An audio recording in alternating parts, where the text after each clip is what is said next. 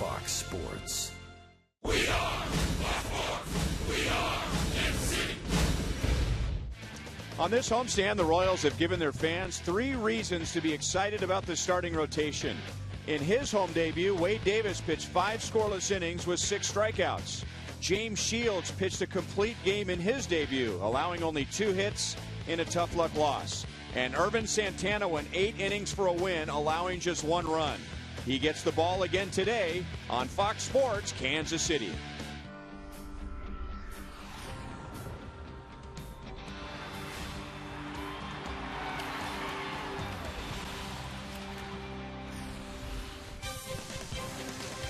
Royals baseball comes to you from Kansas City. Kauffman Stadium, the wind is blasting out to left field, so both pitchers hope runs aren't scoring like kids are going around on the carousel.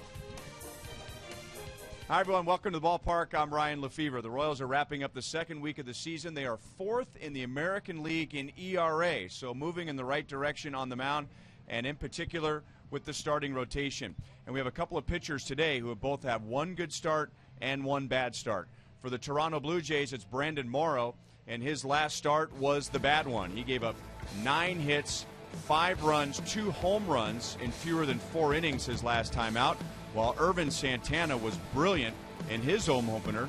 First start against the Minnesota Twins here at Kauffman Stadium, he gave up just 1 run in 8 innings. And as we bring in Rex Hudler, you've seen him more than anybody, Ervin Santana, and so far he's given the Royals everything they'd hoped for. And what we've seen early from Ervin is that use of that great slider. That slider, curveball, call it what you want, but it drops out of the sky and it's good downward motion. And today, you mentioned the wind. That'll be a big factor in today's game. Everything down. Sinker down. Curveball down. Changeup down. None of those right there. Stay out of the middle and keep your offense flabbergasted. Beautiful thing if he can just miss some bats today and he can get some run support. How about a few Royals homers? We are last in the league in home runs. Pilot to Bombardier. Somebody open up them doors and get some runs for Ervin. Just get it up in that jet stream to left field today.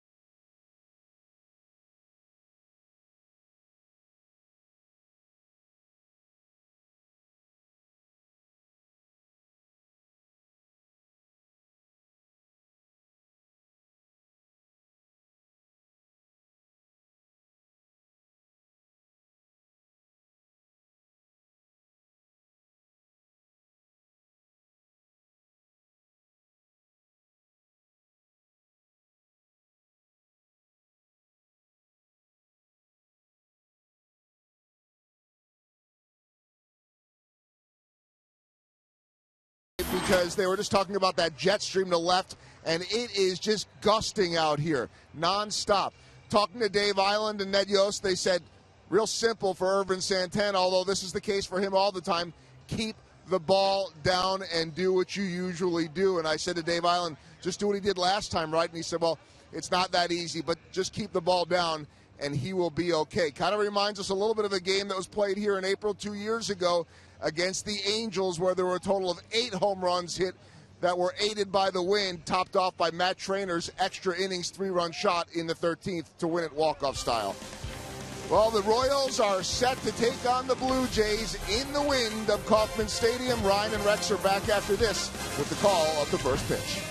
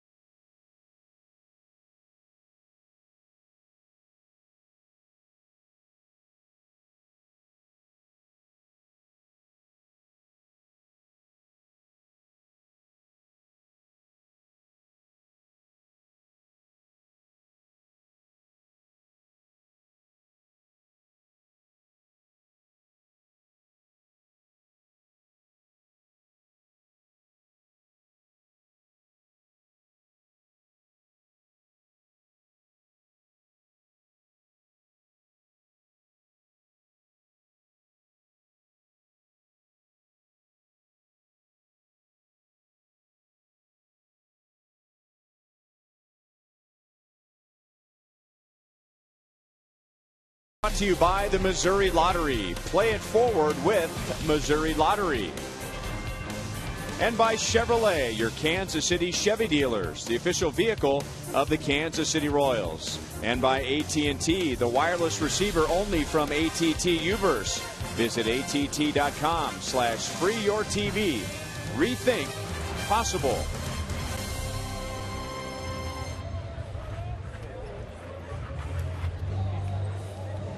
And today's game is brought to you in high definition by Time Warner Cable, the official TV, internet, and home phone provider of the Kansas City Royals.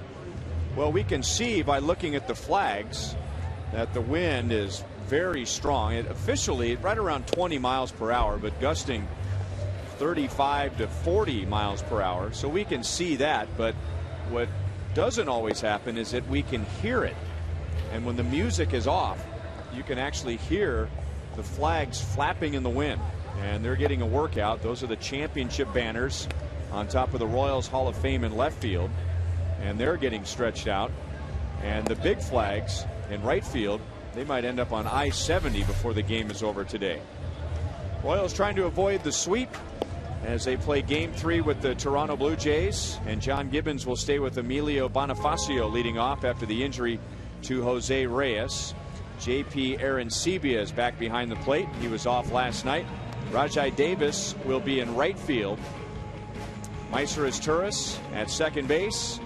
And Munenori Kawasaki, his second game at short after that injury to Reyes. All to face Ervin Santana.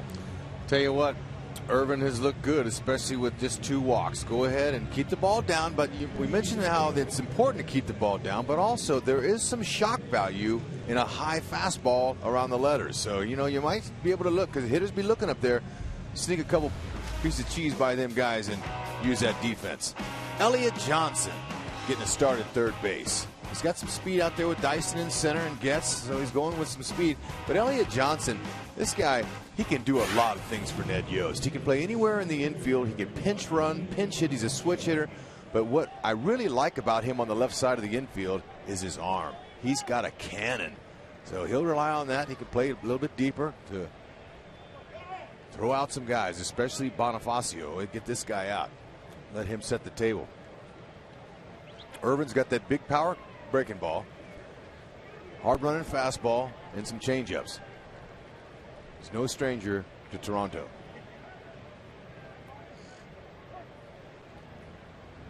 Salvador Perez gives him the sign, and the first pitch of the game is over for a strike, according to home plate umpire Marvin Hudson. Bonifacio batted 9th in game 1, and he had 2 doubles, 2 runs scored, and 2 RBIs. And then leading off last night, he was 0 for 4. Tough play. Escobar running away from the bag, and he throws a strike to Hosmer, and Hosmer's stretch didn't hurt either. And there are not too many shortstops in baseball that can make that play against a speedy runner like Bonifacio. That was sweet. Watch how he gets on top. It's on top of that throw to get some hair on it, man. That's a good play. I'm telling you. Right away, that's a good sign. Throwing off that right foot. And that'll make the starting pitcher feel good. That'll make the manager feel good that the defense is ready to go. Second pitch of the game, and Santana already has a defensive gem made behind him. And now a fastball in for a strike to Melky Cabrera, who was just 1 for 8 in the series with a run scored.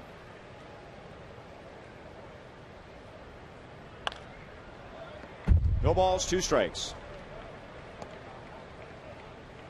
Santana on Monday in the Royals home opener gave up 1 run in the first inning on 4 singles, and then strung together 7 straight scoreless innings.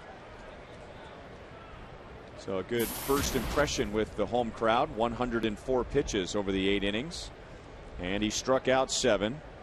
And walks and strikeouts, big key for the Royals in the first 2 weeks. The Royals have issued the fewest walks in the American League, and they have struck out the second most. Yeah, and Ervin certainly is in that latter category, striking out 15 batters over his last 14 innings.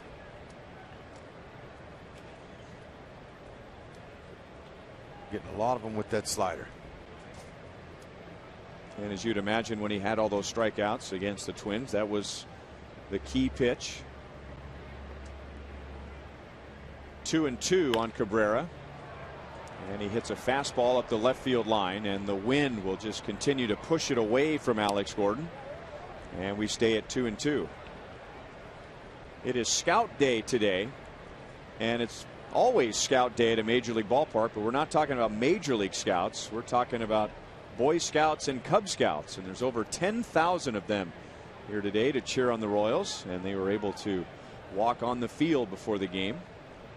So that gives the ballpark a little more energy on a Sunday day game after the Saturday night game.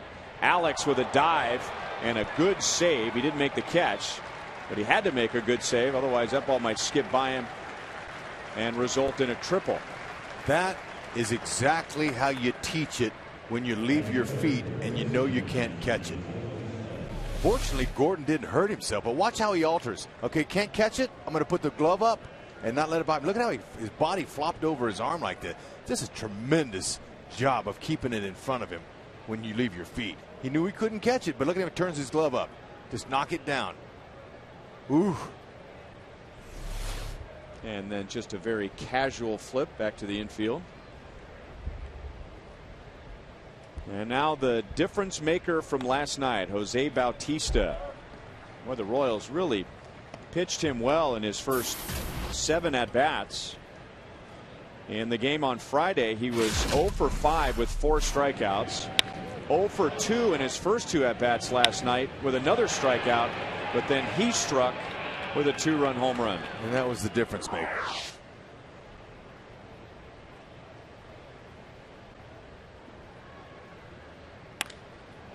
And didn't swing very hard there. He just feathers it out into center field, and now it skips by Dyson. And both runners are going to try and move up. And safe at second base is Bautista, as he was able to avoid Escobar's tag. Boy, an excellent effort by Escobar. It looked to me like he beat him, Bautista, to second base. Good hustle by Bautista, but Gerard Dyson is having trouble this year on balls at him. I mean, just simple balls. I've seen 2 or 3 times now he's missed on the first bounce. Okay, he gets over there to it, and he's just not keeping his focus. You got to catch that ball first.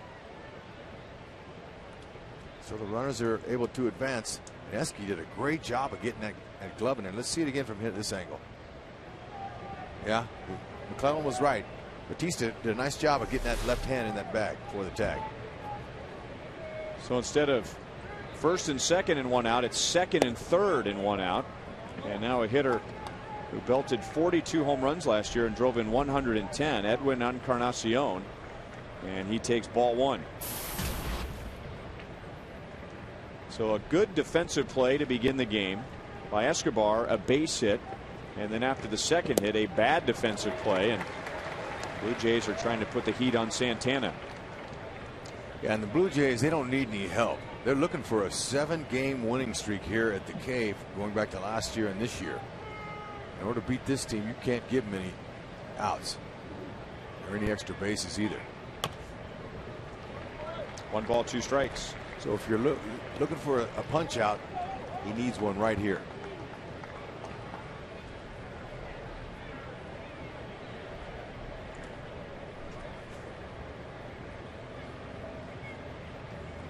And when you're talking about big home runs and big RBIs, that's usually a big swing. But Encarnacion kept his strikeouts under 100 last year, 94 strikeouts, so he still made pretty good contact. He breaks his bat. Johnson makes the play. He will throw to first. A run will score. Cabrera to the plate. Bautista goes to third, and Encarnacion drives in his 5th of the year.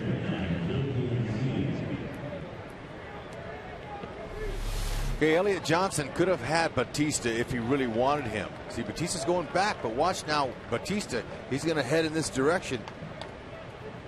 But Elliott Johnson took the out at first, and that's okay, because he was pretty far back. Take the out.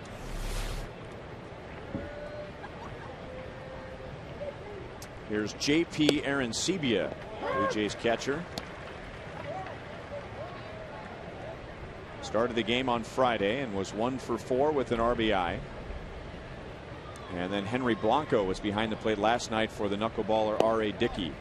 Slider taken for a strike, and it's 0-2.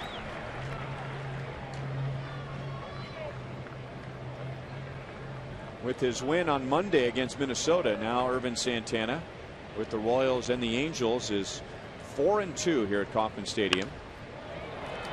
Hit to center field, up in the wind.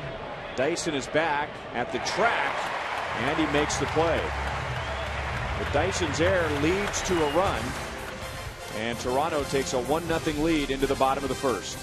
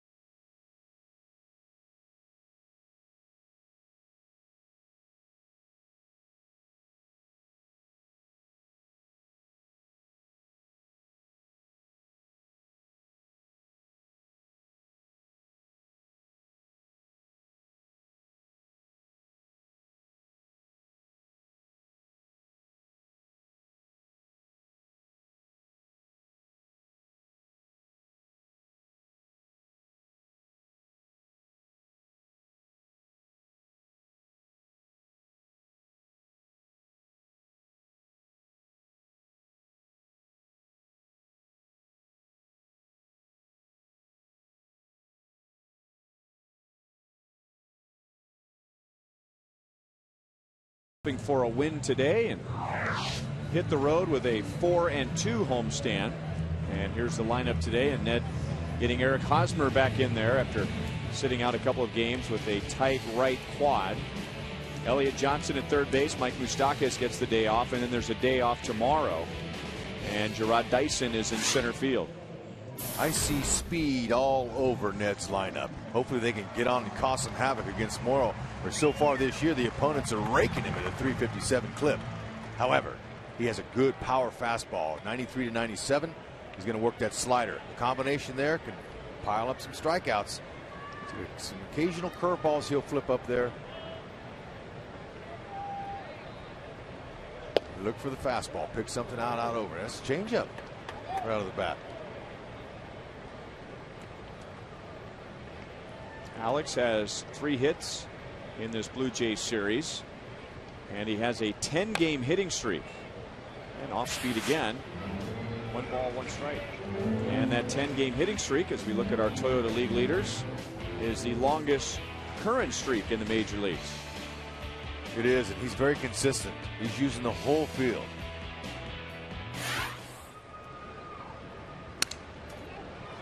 Cracked his bat, and an easy hop for Lynn, who goes to the bag by himself. 1 down. Here are the Blue Jays defensively. And they've been a little suspect early so far this year, the defense, but you know they're coming around now, and with the loss of Reyes, the shortstop's not going to help them much. However, Kawasaki's back in there for the 2nd day in a row. Aaron Sevilla, he gets back in there as well. Look at him. He's been good at catch and throwing this year so far. He was able to take a 9-inning break last night and let Blanco take over for the knuckleballer Dickey. So he's back in there. Ball 1 to Escobar, who hit 400 last year against the Blue Jays. They pitched him well in this series. Alcides is just 1 for 9. He has driven in a run. 2 balls, no strikes. I'm not so sure there's something wrong with our radar gun today, but Morrow throwing 88 miles an hour. Maybe he can't be doing all that off-speed pitches. 89. He'll get a little stronger as he goes along, but he's normally got a power pitch.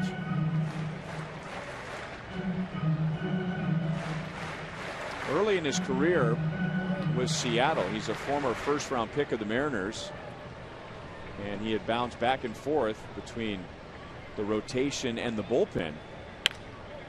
Escobar goes up the right field line, and that will slice foul. 2 balls and 2 strikes. Morrow has 16 saves in his career and has been erratic. He has the arm. Remember a couple years ago, well, it was 2010, so 3 years ago, he had a no-hitter with 2 outs in the 9th inning, and it was ruined by Evan Longoria. And around the same time, he had a game where he had 5 walks in 1 inning. So trying to find that comfort zone where he can use his power, but at the same time stay in the strike zone and stay in the game for a long time. 3-2 on Escobar. Now Morrow, all pitchers are different, just like the hitters. He shows the ball right away to the hitter. He holds it down to his side. Okay, and he's got a split finger grip, and so he will throw that pitch, split finger changeup combination, but keeps the hitter thinking a little. No routine plays in the air today. Davis makes the play in right field, and there are 2 down.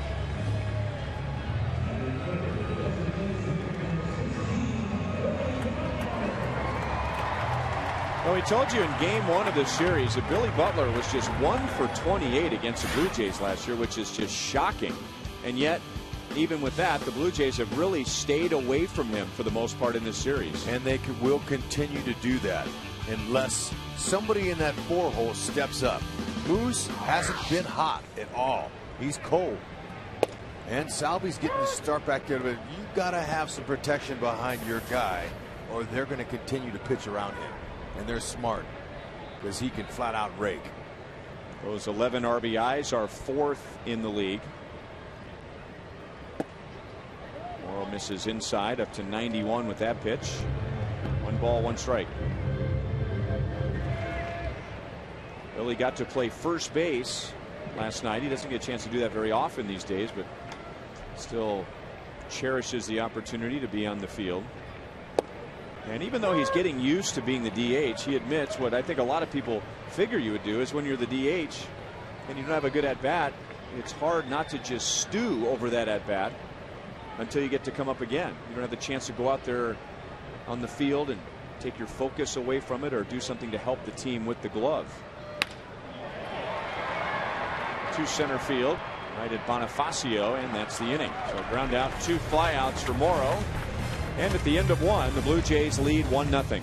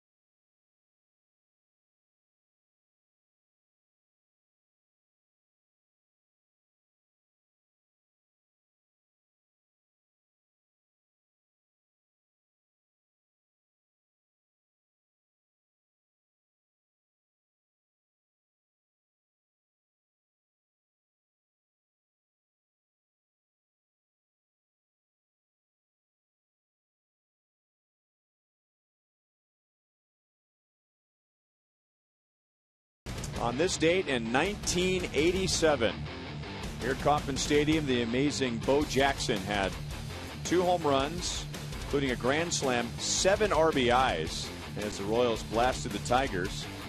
Hey, you know that guy.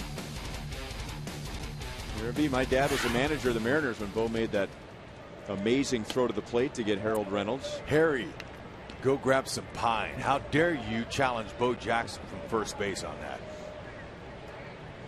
I asked my dad about that. I said, well, what did you say when you went out there?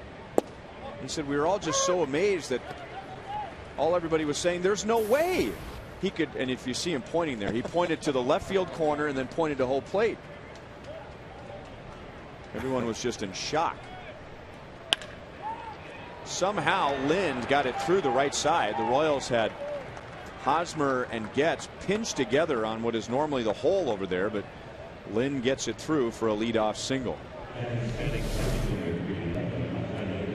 Okay, that's fastball up. He got on top of it.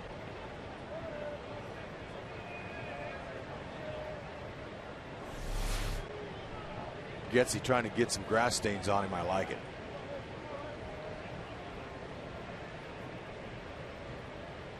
Blue Jays scored an unearned run in the top of the first, and now they try a hit and run.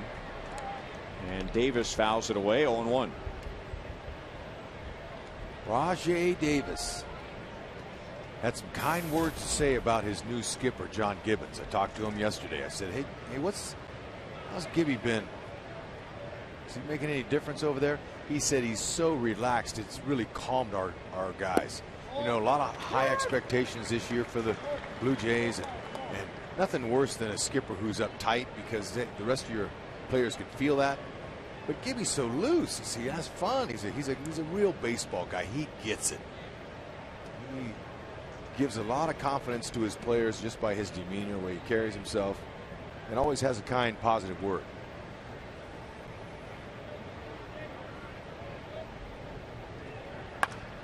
And I have to admit, I haven't been around him much when he was a manager. Didn't get a chance to visit with him much the first time he managed Toronto.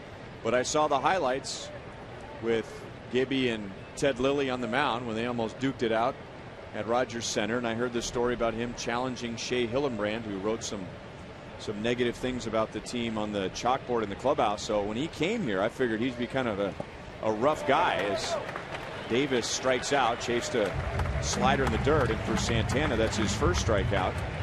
And then when he came to the Royals as a bench coach, he was exactly how you described. And I thought, well, maybe that just comes with the job. You know, he's a bench coach now. There's not as much pressure on him. Maybe he's laid back because he's not the manager, but that's the same demeanor he has now that he's managing again. No, that comes with the job. You're right. And one of your players write something on the board that everybody can read that's not a positive comment, he has every right to come down on that. Something along the lines of, think of yourself first because the ship is sinking. Whoa, something like that. Man. Whoa. I'd have an issue with that even if I wasn't a skipper. Meiser is Turris. Good hard slider for a strike. Couple of former teammates hooking up here. Yeah, I was going to say this would be an interesting at bat here because these guys have played together for years out there in Anaheim, and they're good friends, and it's always premium competition whenever you're facing your buddy. Bragging rights are on the line.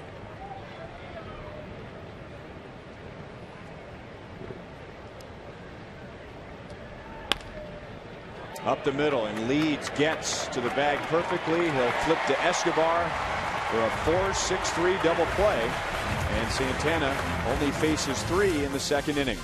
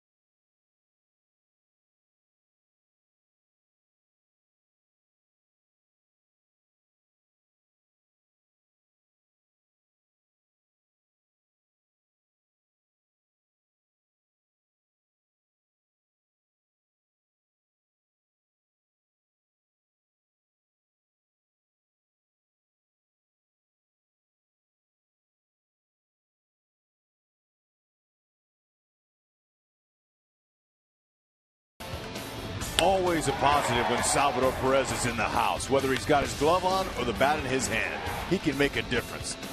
Great to see this guy. And folks, just a reminder as you enjoy a cold one to look forward to Miller Time later in tonight's game. Brought to you by Miller Lite. Well done. He kind of finished that off with a bit of a Barry White flair to it. Went down a little lower than normal. Well, you know, it's rare that you let me read a promo, and I love doing that. But I got to tell you, I've been accused of sounding like Hulk Hogan. I turned on the radio the other day. And I was like, wow, but you know, really, back in the day, my wrestling hero was Macho Man Randy Savage. You know, and I got to catch an opening day pitch from Miss Elizabeth, who was his girlfriend back in the day. He was umpiring. We're in St. Louis before a game. And he's dressed up in his Slim Jim outfit, all red and white, decked out, got his cowboy hat on, glasses. And I asked him before Miss Elizabeth threw out the pitch, "Hey, Macho Man, would you let me body slam you right here at home plate?" And he looked at me and he went right away and he went, "Ooh, son, that would be a grave mistake." And I got chills down my back. I was right there next to him. You didn't want to tarnish his image. You know, No, some big leaguer body slam him, even if it was just for fun. Because that is a very serious sport, you know. No question.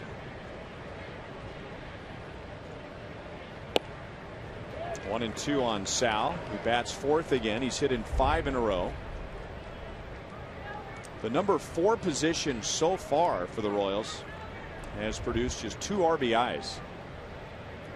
That will change, and it'll probably begin once the Royals begin the road trip in Atlanta, where we're expecting temperatures in the 70s and the 80s. But only one thing, we won't have a DH. We'll have to figure out what Billy Butler's going to do, and that's going to be periodically off and on during the year as we play a lot of National League cities. But they can't win without some pop in that number 4 hole. Good AB going here. He's wearing him down. Salvi fouling him off left and right. Waiting for the cookie.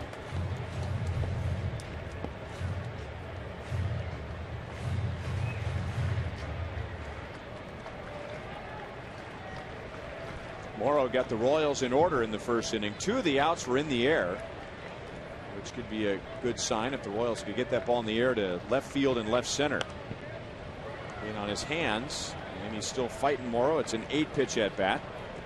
Still 1 ball and 2 strikes. And Salvi's studying his bat to make sure it's still intact, because I don't know how it is after fouling off all those pitches on his handles, off the end of the bat.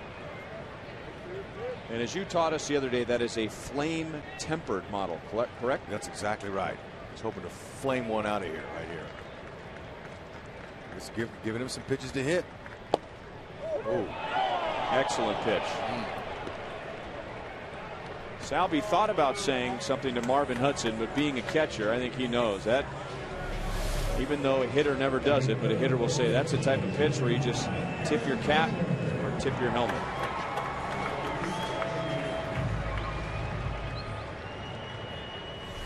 No, nothing you can do.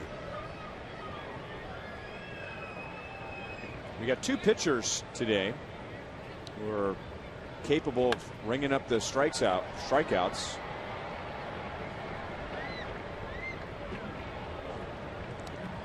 And Morrow will rely on that hard breaking ball, though that was the pitch that he wasn't able to get control of in that start against the Tigers on Tuesday.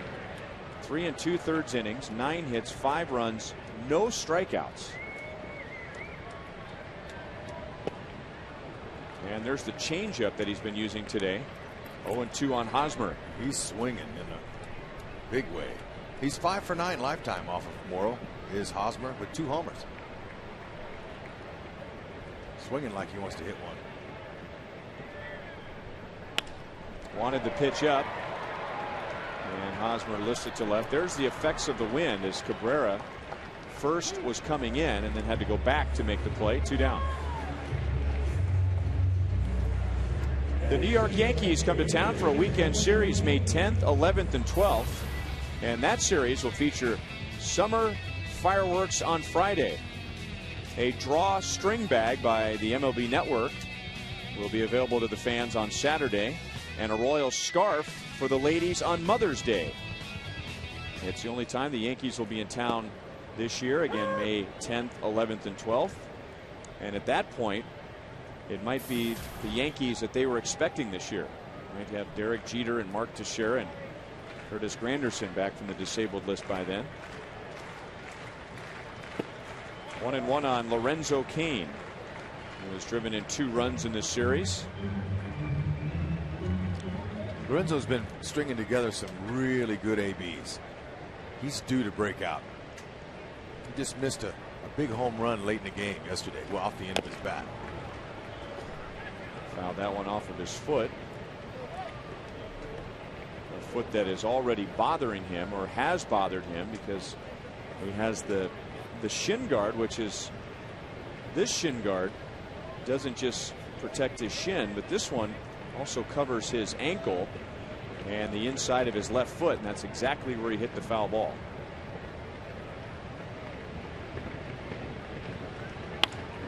And a solid base hit into right center field, and that's the Royals' first hit as Cain takes an aggressive turn. The Royals have a runner at first with 2 outs. And that ball might have went to the gap. However, when it hit the turf out there, it took kind of kicked to the right to Davis. That's a good short compact swing. Kept his hands in. Looked like he wanted to shoot it that way from the beginning.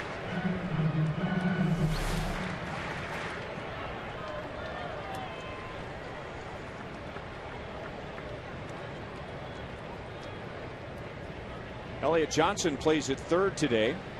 He started at second base in game 1 on Friday and was 1 for 3 with a stolen base and a run scored. It's another good athlete Ned has. If you check out his lineup, Gordon, Escobar, Hosmer, Cain, Johnson, Dyson, Getz, a lot of guys that can run. Would like to see him turn some guys loose. Aaron Sebia was thinking about throwing down to first, but he couldn't get the grip. 1-1 on Johnson.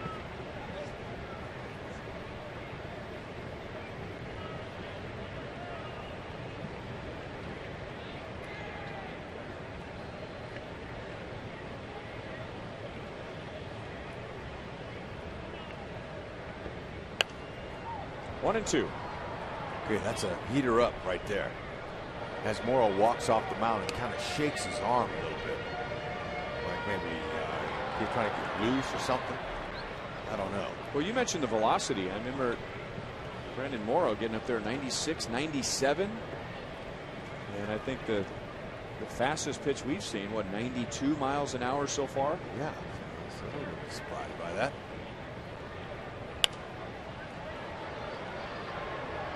There was 93 miles an hour. Speaking of speed, it's chilling. Both Morrow and Santana have topped out at 93 so far. Remember, you can get downloads up to 50 megabits per second with Time Warner Cable Ultimate Internet. And then there are guys like Justin Verlander, or Bartolo Colon in his prime, as the velocity increases as the game goes along. Into right center field. And Bonifacio again started in and now fades back as the wind grabs it. And that ends the inning. The Royals get their first hit against Morrow at the end of 2, 1-0 Blue Jays.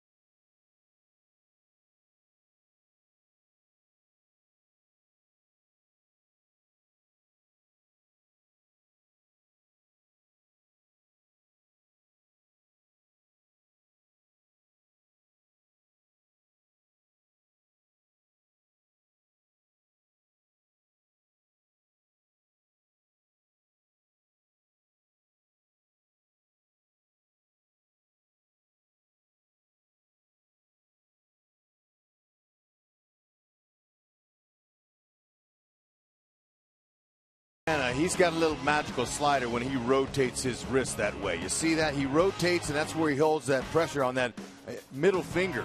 And that's the pitch that gets the strikeouts, and it got Rajai Davis this afternoon for his only punch-out.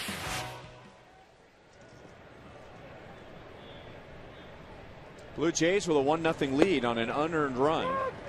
And a strike from Santana to Munenori Kawasaki, who was called up yesterday after the injury to Jose Reyes, and he had an impact right away.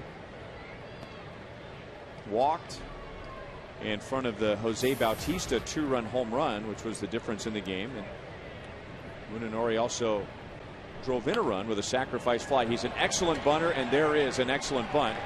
And that's all that Johnson can do is pick it up. And you know, Elliott Johnson was in on the grass. But what I like about guys that have confidence in their bunting is they don't care. Look, you're going to have to make a great play to throw out a guy with a great bunt. They're good speed. Look at him. He's already running out of the box. Perfect touch. See Johnson, he got to it quickly. That's just a great bunt. And Johnson did the right thing. Put it in your pocket. It's what I like to call a pocket ball. Look at that lead over there. Kawasaki, he might be just a little fill-in guy until they can find the shortstop they want, but if it's up to him, he's going to take his opportunity and run with it. If you keep doing little things like he does, you're going to have a hard time keep taking him out of that lineup. Very popular guy amongst his teammates. He brings energy. Bonifacio out on a good play at short by Alcides Escobar. You know, another thing about Kawasaki, if he can hang in there until Reyes comes back, Alex Anthopoulos, the general manager of the Blue Jays, mentioned the night that Reyes was injured that they might have to look at a trade and bring somebody in. Perez snapped throw to first, didn't get him, and the ball came out of Hosmer's glove, although Marvin Hudson, or rather Jordan Baker, the first base umpire, was already saying safe before the ball came out. But if they don't have to make a trade, then you don't have to give somebody up. You might already have the guy in the system. You're right. They're looking. I heard him on the radio show this morning driving in. They'll be looking for something that works. They're hoping they can keep somebody long term. So he's not going to be a regular guy, but a guy kind of like how the Royals used Humberto Quintero last year while Salvi was out. It's somebody to kind of hold on for a few months.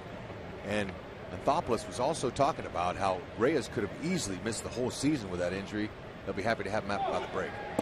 Now Kawasaki runs, and he is ahead of the throw.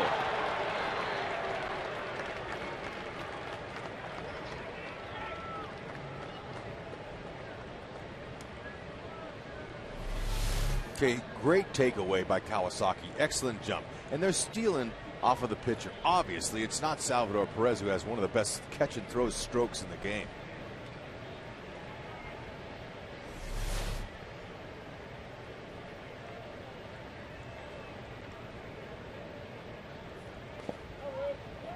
And now 3-2 on Bonifacio. You know what's amazing when you watch Salvador is how he gets to his knees quickly, throws his thumbs out and blocks the plate, and then throws his mask off so fast you don't even see it. I mean, it's just like a natural habit for him to take that mask off so he can see better. And he is a big, big man. I mean, he looks big on TV, but even bigger when you stand next to him. And now ball 4. And the Blue Jays have 2 on with nobody out. And I bring that up because before I had ever seen Salvador Perez, I had heard people in the Royal system raving about a young catcher they have coming up. I said, boy, this guy can throw. He throws like Ivan Rodriguez. Well, for me, I'm thinking about a guy who then has the same, physical size that Ivan Rodriguez does. And the first time I saw Salvador Perez, it was just shocking how big he is. And then to see how athletic he is. He made an error on that crazy play on Friday night when he threw the ball wide of third base. And at the same time, how many catchers do you know are going to run after a ball, pick it up with their bare hand, throw like a shortstop, the wrong foot play, and try and get an out at third base?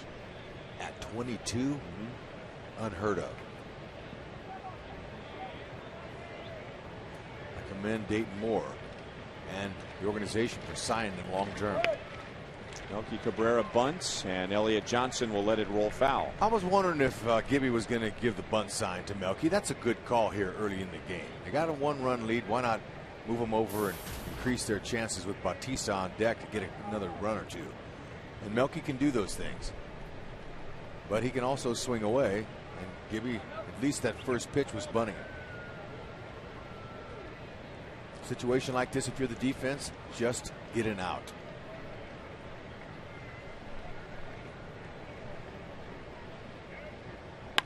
Now he's swinging away and drives it into right center field. Dyson and Kane both with a long run, and Dyson makes a nice play in deep right center field. Tagging on the play and going to third is Kawasaki. Ooh, man, I wasn't sure if anybody was going to get to it, and the fact that you got two center fielders out there going for the ball, no collision either. It was good to see Lorenzo Cain yielding to Dyson, who does have priority over him, and Dyson was yelling for it. So did Cain at the last minute, but he gave away. Look at Kawasaki. Says, I'm going to tag and get over to third base with less than 2 with our meat of our order.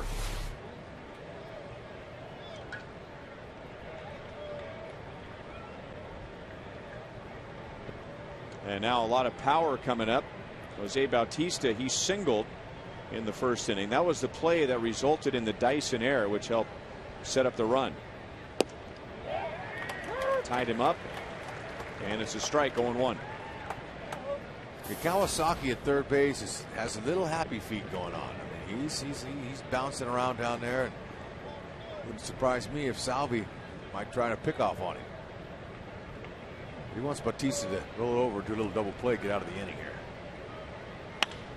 And there's the ground ball. Escobar gets quick turn in time, double play. And the second double play in the last 2 innings behind Santana. Good location. First man sure, second man quick. Gets he get up and get out of the way of that steal? Or that guy's sliding hard.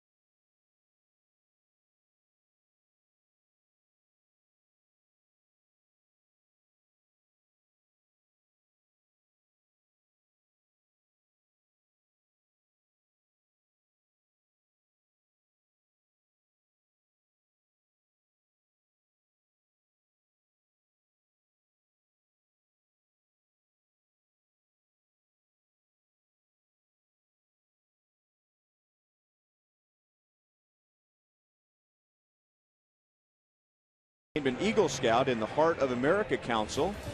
10 years ago, Jake started as a Tiger Cub with Pack 3055 in Lawrence and bridged to Troop 60 in 2008, where he began his career as a Boy Scout and held many leadership positions. He is sitting in the Buck O'Neil Legacy seat today, appropriately on Scout Day.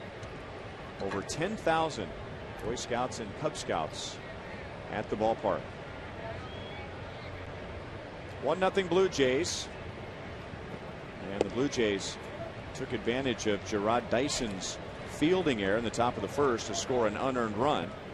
And then Dyson made a nice running play in the top of the third on a drive by Melky Cabrera. And now he hits for the first time today. He's ahead in the count. 2 balls and 1 strike.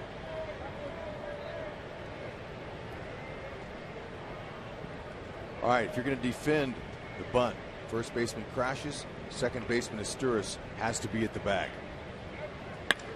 How about a gapper? Drilled into right center field. How far will Dyson go?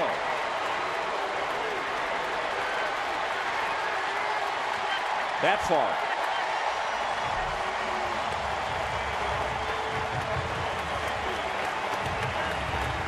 All right, look, that's a good sign to see because Dyson in batting practice today, he was laying some liners out there. And I'm thinking, you know, they don't want him to hit the ball in the air, but when he does on a short compact swing, you're looking 3 all the way. Watch him. Inside part of the base is proper. Second base, inside part of the base. I hope, if he looked like he might have been a little short there at second base, we'll see a better angle here. Look at him go. Woo-wee. Speed. That's what you're talking about. The Royals need some action here. Just tips the inside part of the base. Didn't affect his stride and his running ability at all. Young base runners stay on the inside part. Chris Getz does not show bunt and takes ball 1. Remember last night Getz dropped down a drag bunt to get Dyson in from third, and Getz not only ended up with an RBI but a base hit of his own.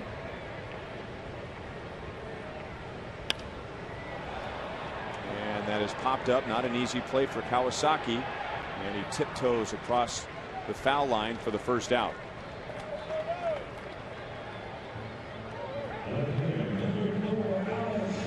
So Dyson is at third with 1 out for the top of the order. So you folks that like the speed game, let's watch it real time.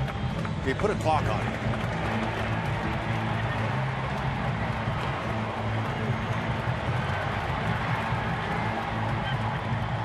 Oof.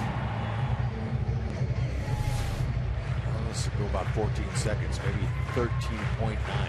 Really good. Willie Wilson, Willie McGee, fastest I've ever seen do that. Dyson, not too shabby.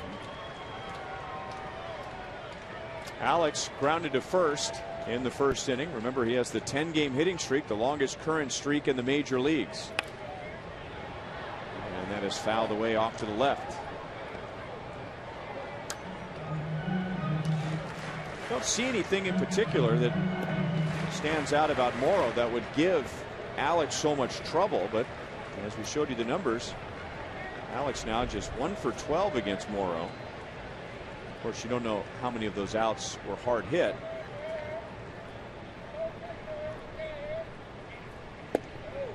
That pitch stayed up. 1 ball, 1 strike. Alex has 17 hits, 4th most in the American League. And he entered the game with a .370 batting average, which was 10th in the league.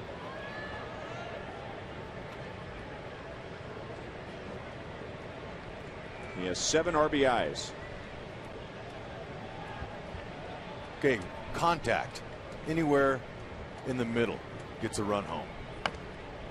And a little check swing in a spot where Dyson can advance, and a heads-up play by Morrow, because Dyson was going to head to the plate if Morrow tried to throw out Gordon.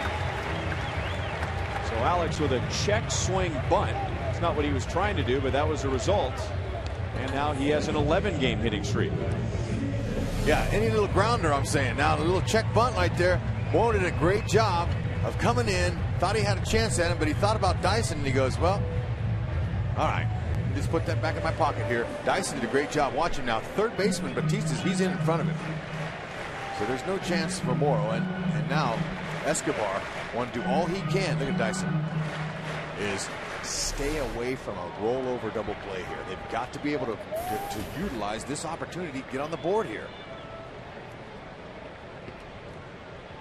Take a slice to right field. Stay inside the ball with this approach. Don't roll over. And that's what Morrow's trying to get him to do by pitching him inside. When I mean roll over, that means the top hand on contact rolls over and brings a ground ball.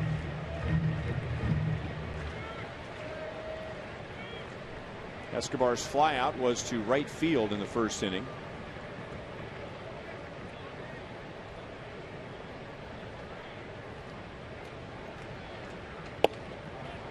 Takes a strike, and it's 1-1. You mentioned the double play. The Blue Jays have won 6 in a row in Kansas City going back to last year. They swept a 4-game series here last April, and in that series they turned 9 double plays, 1 triple play, and 3 of those double plays came in the 9th inning when the Royals were trying to rally late.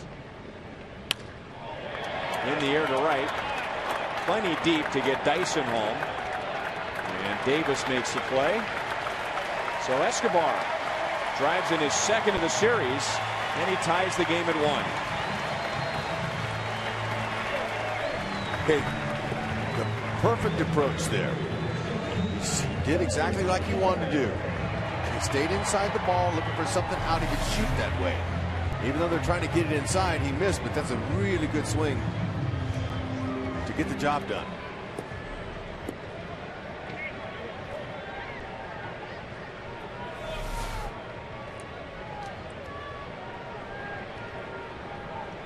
And now it's Morrow and Billy Butler who fly to center in the 1st inning.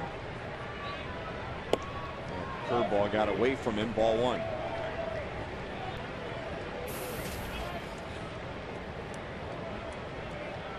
And Billy, along the same lines as Alex, for whatever reason, he just hasn't had many hits against Brandon Morrow. He is 1 for 13 against him altogether. That 1 hit was a home run. And Morrow just missed inside. 2 balls and no strikes. If you're going to miss, that's a good spot to miss. In off the plate. Doesn't mean 2-0 he's going to get him a fastball here. But he could try an off-speed pitch. Something out over.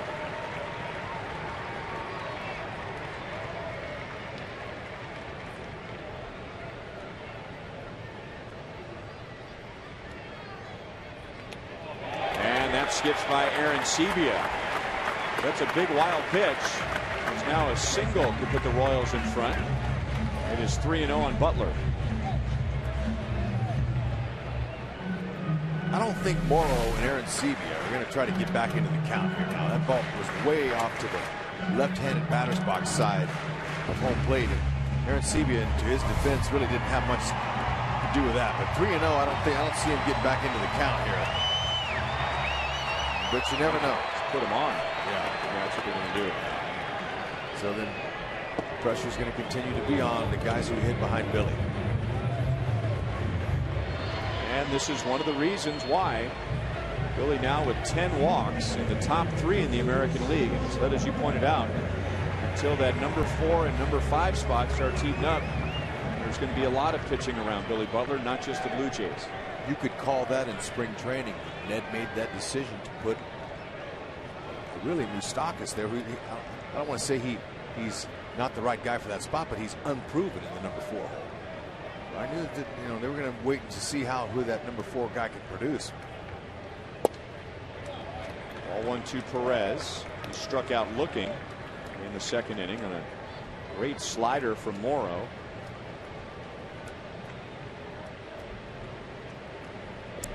There's some home runs on this Royals team. They just haven't got on track with them yet. That pitch was up. Boy, Sal would like to have that pitch back. It is caught by his Turris to end the inning. Dyson triples. Escobar gets him home. And at the end of 3, we are tied at 1.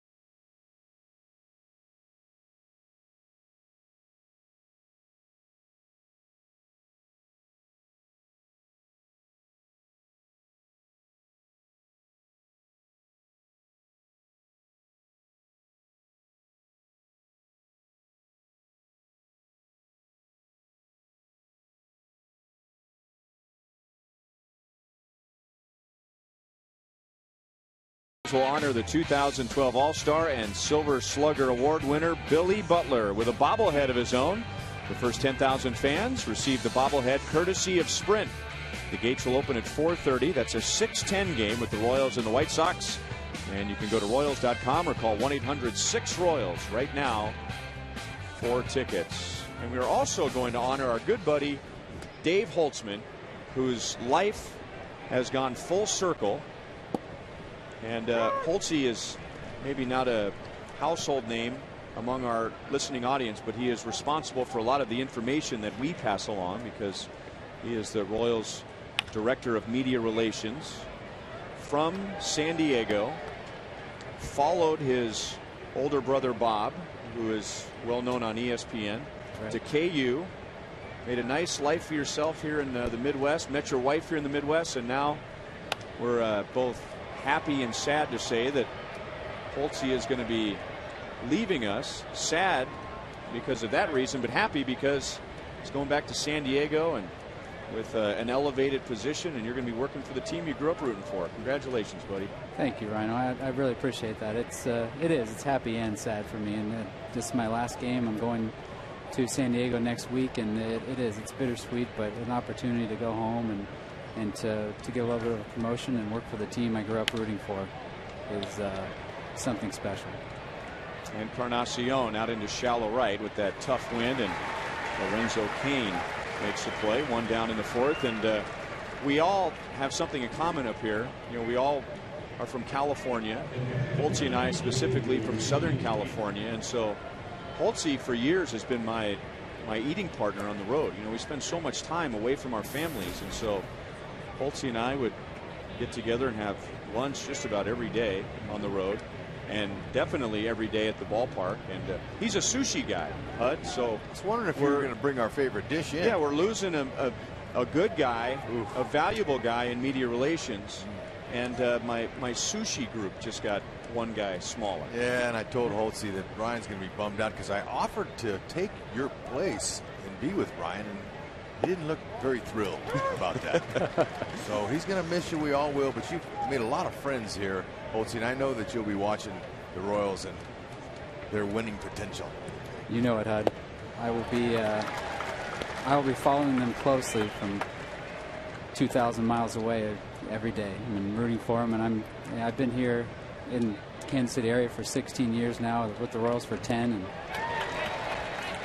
and it's going to be. They're my team as well as the Padres. I've got two teams now. Can you give us a favorite moment in your career here? It's nearly impossible to narrow that down. One of those is when we found out we're hiring you. Oh, stop. A lot of people went underground. Yeah. But you know what? I said this on the pregame show, and I apologize for everybody out there, the ratings that had to see me twice today. But when you're done, we're going to send you over to Blue Jays television. They want to talk to you also. Yeah, but Canada's waiting. But no, I mean, 2 days ago when I had my reception, and usually with the front office, you know, people get together and talk, and I had a lot of players come up, all the way up from the clubhouse all the way up to level 5, and Ned Yost came up, and that was really special because that kind of shows you how much you kind of touched their lives and how much they respect the job you did, and it means a lot they're sending me off that way.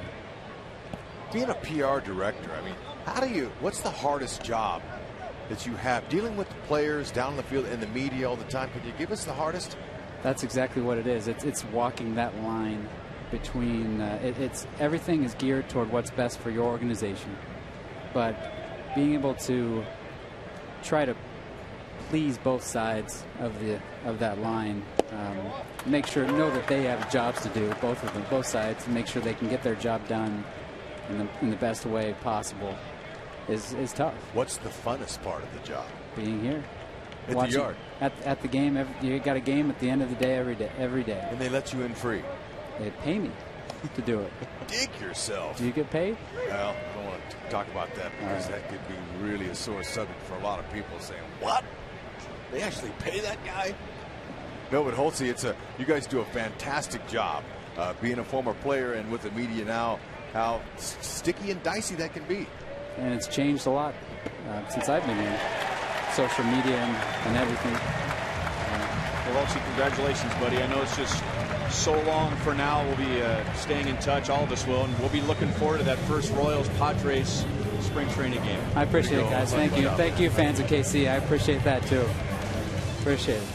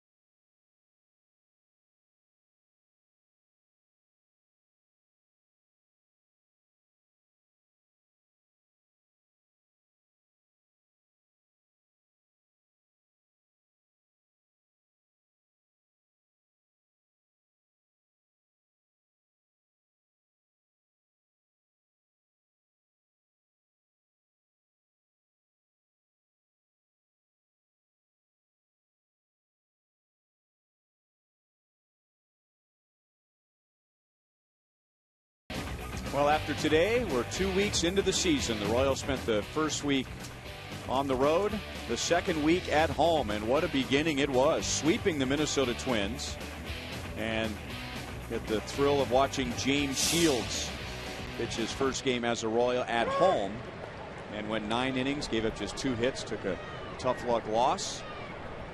Now a 1-1 tie into the bottom of the 4th inning. Royals trying to win today and finish the homestand at 4-2 before embarking on a long and difficult road trip. The Royals will be first taking on the Braves in Atlanta for a 2-game series. The Braves are 10-1 with the best record in baseball.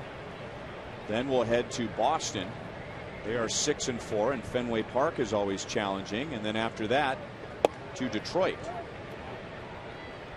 1-2 on Eric Hosmer, who flied out to left field.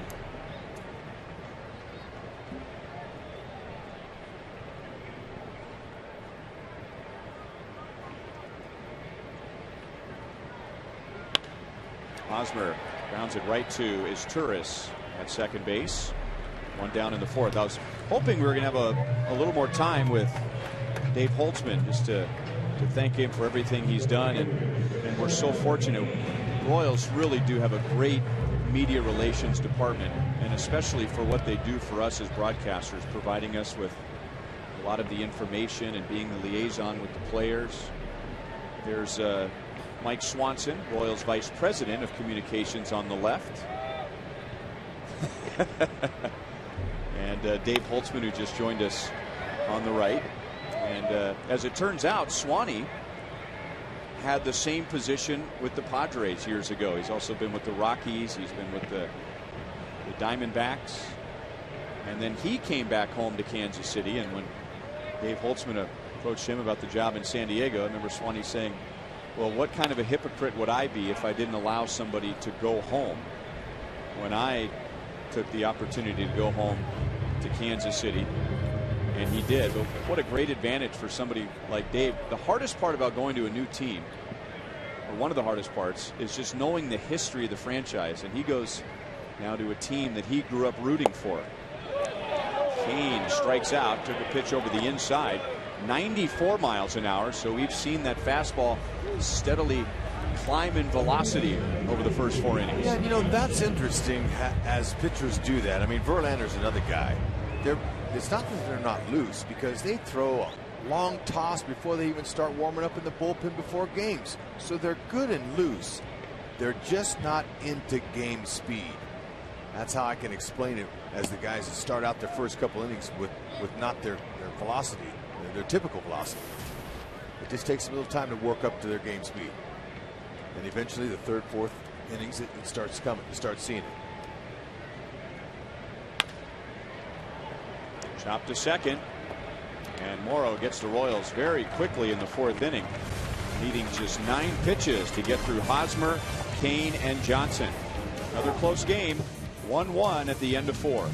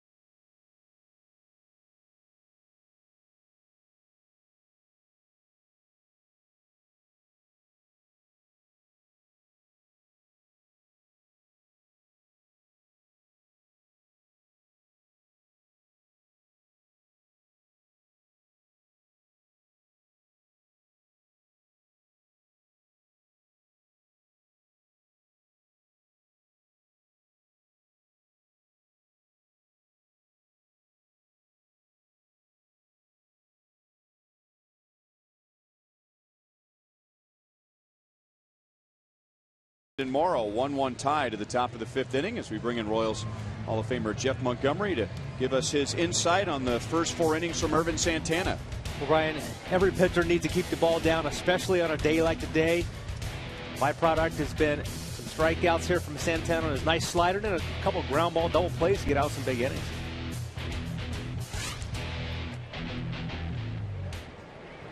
And Ned Yost was asked about that quite a bit before the game today. You know, what does Santana have to do specifically with the conditions, with that strong wind gusting out to the left side? Anything in the air to left field and left center is going to be dangerous as Davis gets it through the left side for a leadoff single. And it's really no different for any pitcher. I mean, you're trying to keep the ball down, but I think Ned in particular, you know, he kind of scoffs at questions like that because I think he wants his pitchers to go out there and just pitch their game and not have the wind in the back of their minds with every pitch they deliver. Yeah, you know, a lot of times you get out of your game trying to do something you're not capable of, but one thing that all pitchers are capable of is keeping the ball down. You keep the ball down, you got a great chance of being successful. Wind or no wind. And you know, Davis isn't exactly a base clogger. He can run. Good athlete. He stole 46 bases last year for the Blue Jays, and he has stolen as many as 50 in a season. And Perez trying to keep him close. Throws down there. 2 balls and no strikes on his Turris. Right, like with the Royals going to play Boston next weekend in Fenway, same thing. You got that monster in left field, but you can't be conscious of it. You have to stay within your game, and again, you're aware of it, but I've never seen a ground ball leave the ballpark, so keep the ball down. He's going. But he thought about it. He's got his engine revving over at first base. A strike to his Turris. Irvin's going to get the ball home in 1.35 seconds. You know, anything around that or higher, runners have the advantage. Now he's running. Perez's throw is not quite in time. And when you run on a breaking ball, that's another advantage to the runner. So he picked a good pitch to go on. A breaking ball takes longer to get home to Salvi. And Salvi, If he could do anything right, I guess, when it comes to this, is to put that ball right on the bag. But you know what? Come on, it's not that easy. He really did about everything he could possibly do in that situation. Davis just with a great jump. Get that one on the pitcher. Yeah, he's a powerful runner.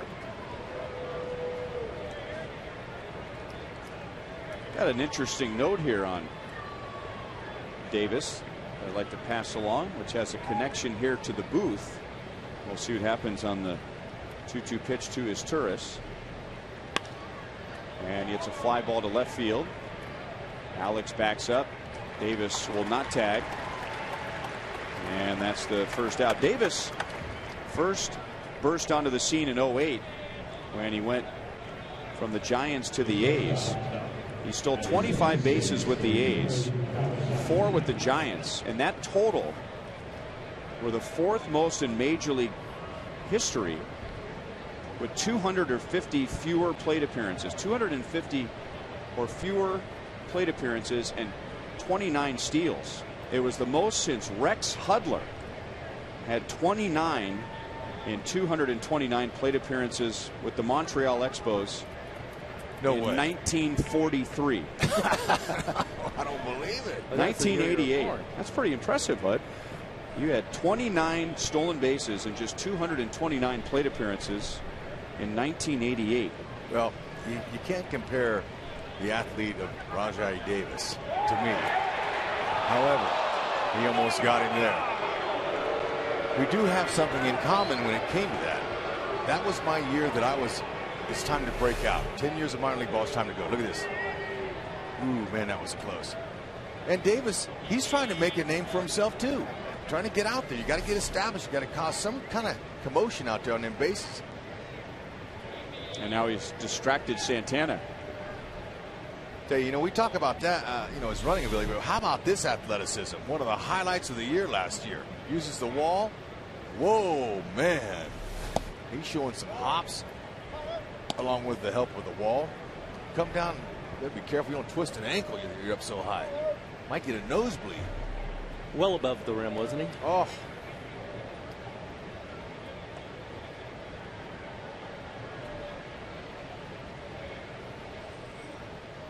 1-0 on Kawasaki.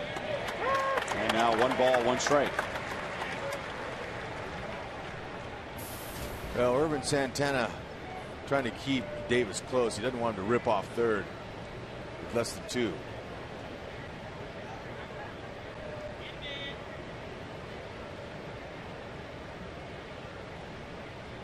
Biggest thing you can do is stop his lead. Make him stop. Don't let him get a walking lead at second base, because that's easier to steal third. So you want to stop him. Okay, see, he's stopping there on purpose. Davis, he's making a mental note of where the outfielders are, and he wants to move right into that. Make him stop. And try again. Monty, what did you do? Because you came in so many games on the line situations. How did you divide your attention between the tying or winning run that might be on base and is a threat to steal, and a dangerous bat at the plate? It's really a matter of shifting gears. You got to shift your gear from focus on the batter to the focus on the runner, because you can't really concentrate on both of them. Like Rex said, is man on third is probably, or man on second, third's probably a lot easier base of steal than second is. But the key is you have to make them stop. And I've seen Irvin Santana now throw 3 balls to second base, and he's certainly going to make sure that he stops. Now Davis has to keep that in his mind. Hey, he came back 2 consecutive attempts to get me at second base. So the runner's the same way. He's thinking about that as well. Okay, now there's a good inside move by Irvin. He's shown him a few different looks on his pickoff. But Monty, it's a lot different. You're in the middle of the game here and you're a starting pitcher. But when you came in, you couldn't let that runner distract you away from your job is to close games. That's right. And I always thought, the runner's on base. He already beat me once. I can't let him beat me again by taking my focus away from that batter. That's a great point right there. And is that why you see pitchers sometimes, and in particular closers in situations like that, they'll just step off? They recognize that they're divided and they just kind of need to reset the brain. And really, in the last several years, Ryan, the game's changed a lot. So now this running game's controlled from the bench as opposed to the pitcher on the mound controlling it. But if you have the ability to do it on the mound, it certainly helps. Kawasaki is going to walk, so maybe Davis gets some sort of an assist, unofficial assist, as the number 9 hitter walks with 1 out. Okay, so maybe this conversation here between Escobar, Santana, and Perez on the mound is, or on the back of the mound is, hey, look, let's not worry about Davis. Let's just get a ground ball double play here. And Salvi's telling those middle infielders too what base he's going to throw to. If they do try a double steal, is Salvi going to try to throw out Davis at third, or is he going to get the trail runner Kawasaki? And with Hosmer back off of first base, Kawasaki, he can get a huge lead. So I would imagine Salvi with the left-handed hitter up would go to third. And that hitter is Bonifacio, who has walked and grounded to short. And he swings and misses at the first pitch. Let's go to Joel. Well, Ryan had a chance to talk to Emilio the other day, and fans that follow Royals minor leaguers might recognize that name Bonifacio because it's Emilio's younger brother Jorge, who is a top outfield prospect for the Royals. They're 8 years apart in age, and he's really excited about the prospects of his younger brother Jorge, who is playing high A ball already for the Royals. He says Jorge has more pop than him. More of that power type of hitting corner outfielder. He said they talk or text almost every single day. He said he'd love to face him one day in the big leagues. They've never been teammates anywhere, almost in winter ball, he said, this past offseason in the Dominican. But then Emilio got traded to Toronto, and he ended up holding off on winter ball. But that is a name for Royals fans to follow, Jorge Bonifacio, the younger brother of Emilio, guys. Wonder if Jorge has the running speed that his older brother has. This guy can fly. He can flat move. You look at 3 guys between the Davis at second and Kawasaki at first and Bonifacio. That's some wheels. Good track team out there. They're going to try again at second base. To Monty's point about, you have to be fully focused. I don't remember who said it, but I wrote it down years ago. Somebody said, in a situation like we presented to you, you have to be either 100% committed to the runner or 100% committed to the hitter. It's the 60-40 that gets you killed. Right. Younger players especially don't have the ability to really lock that focus in. Line to right. Kane with a nice sliding play. And he guns it to second, not in time for a double play. But Lorenzo Kane playing in right field today, normally a center fielder, got a good read on that line drive. Oh, he came in immediately on contact. If he doesn't, he's going to have to play it back on a hop, and here comes a big inning. So this is what we see going to help Royals starting pitching or relief pitching all the time. Plays like this that help bail your pitcher out. That's really a nice read. Great read. And the Royals would really like the inning to come to an end right here with Melky Cabrera. He takes ball 1 outside with Bautista on deck, and Encarnacion after him. Melky singled and scored the Blue Jays run in the first inning. It was an unearned run because of an error by Dyson, but then Dyson got him back in the third, making a great running play in deep center field, and that's to shallow left. Alex is there, and that's the inning. So Santana doesn't let Davis ruin his inning, and he pitches a scoreless 5th.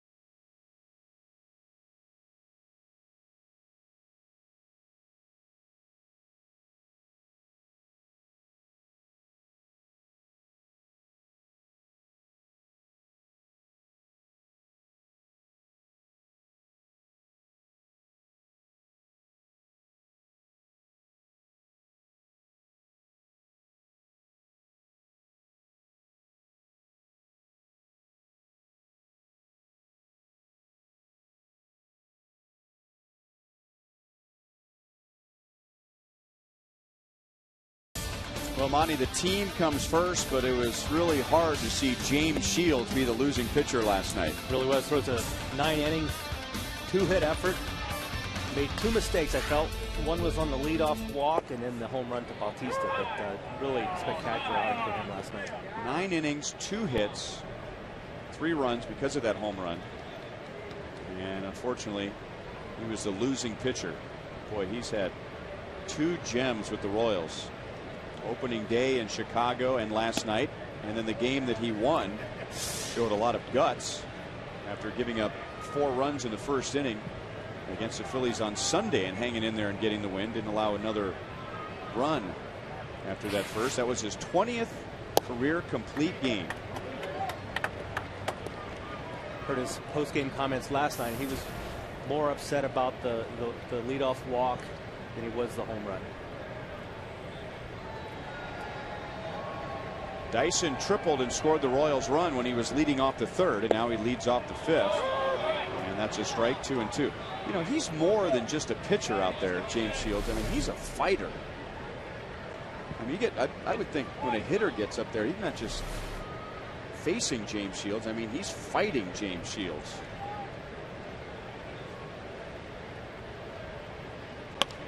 Dyson grounds it foul.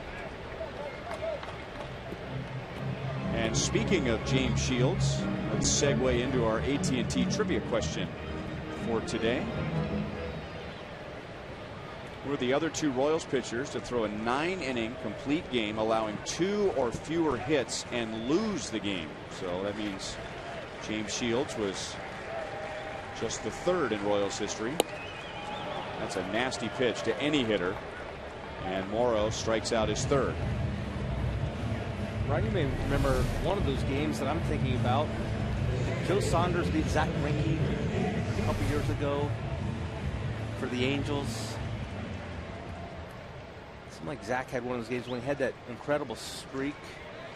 He did have a very low hit game that he lost. You talking about here, or is it in Anaheim? It was in Anaheim. In Anaheim?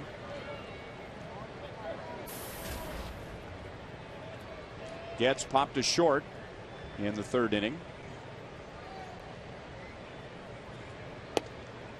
Getz can bunt anywhere, but more times than not he will drag to the right side. But don't tell Jose Bautista that. I mean, he's playing way in on the 3rd base side, more so than he would be if Dyson was at the plate. And Getz is swinging, grounds it up the middle, but Kawasaki was guarding the middle and throws him out, 2 down. Well, this season we're going to celebrate a beloved Royals tradition with the Hot Dog Derby bobblehead series presented by Hy-Vee and Farmland. On 3 separate dates this summer, we're going to offer a ketchup, mustard, and relish bobblehead to the first 10,000 fans. And while everyone has their favorite, your goal should be to collect all 3. For dates and tickets, go to Royals.com/hotdogderby.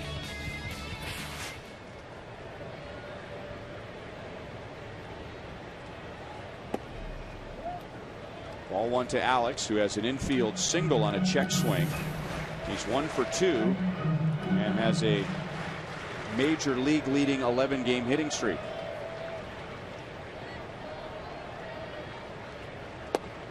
Gordon hit 8 spring training home runs. He's really stayed inside the ball. He pulled a few, but he hit a lot to the opposite field. And that would be the call with the wind blowing hard from the right field foul pole to the left.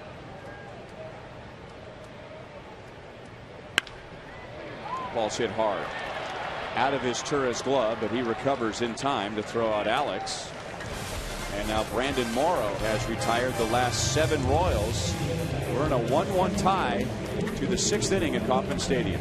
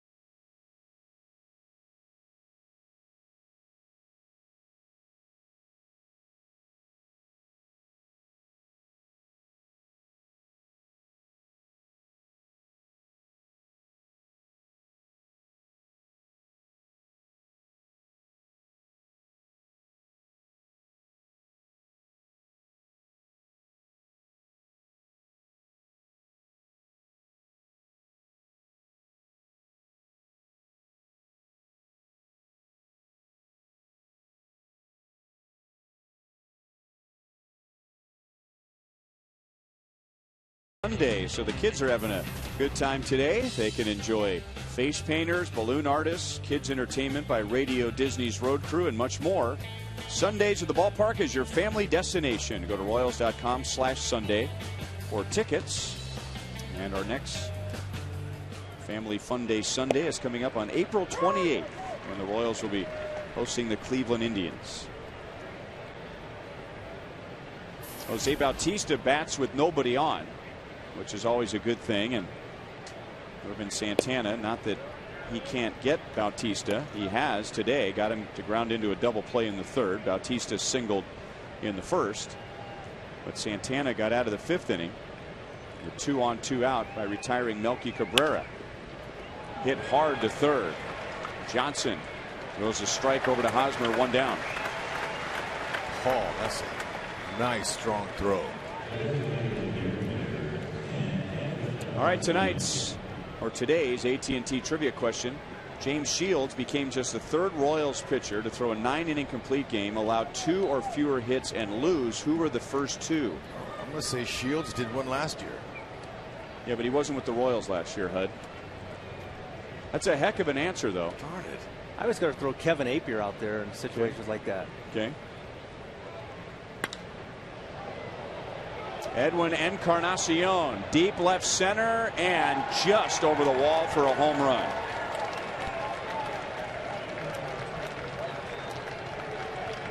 That is his 2nd of the year. He has driven in both runs for the Blue Jays today. They lead 2-1.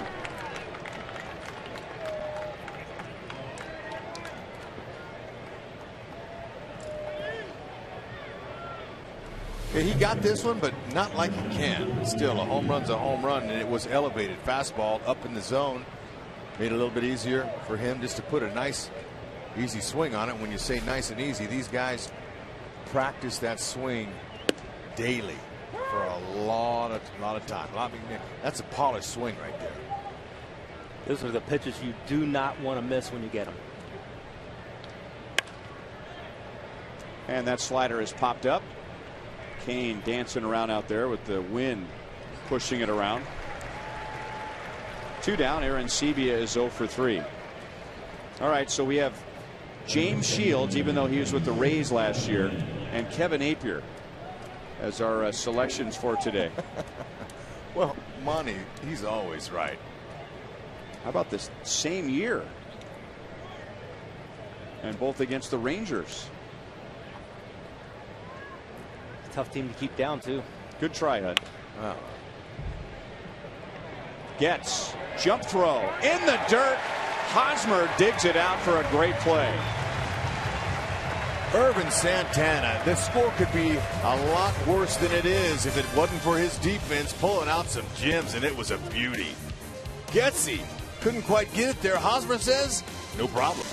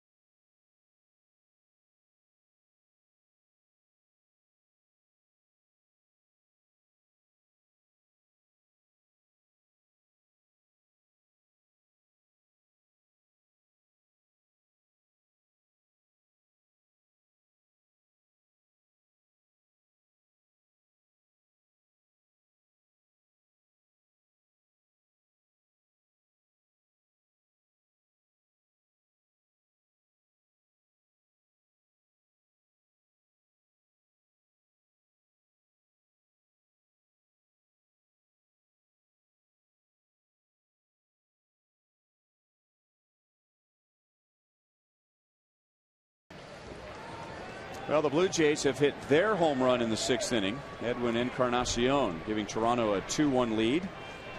And now the Royals trying to answer in the bottom of the 6th against Brandon Morrow. And this is our Sonic Slam inning. Ball 1-2 Alcides Escobar. Our contestant is Shirley Martin from Cameron, Missouri. If the Royals hit a home run in this inning, Shirley wins $1,200. A grand slam out of the park is worth $25,000 to Shirley from Sonic and the Royals. 1-1 on Escobar. He tied the game with a sacrifice fly in the 3rd inning, his 8th RBI of the year. He was also flied to right. Escobar, Butler, and Perez. If anybody gets on, Hosmer here in the 6th. That pitch is high. 2 balls and 1 strike.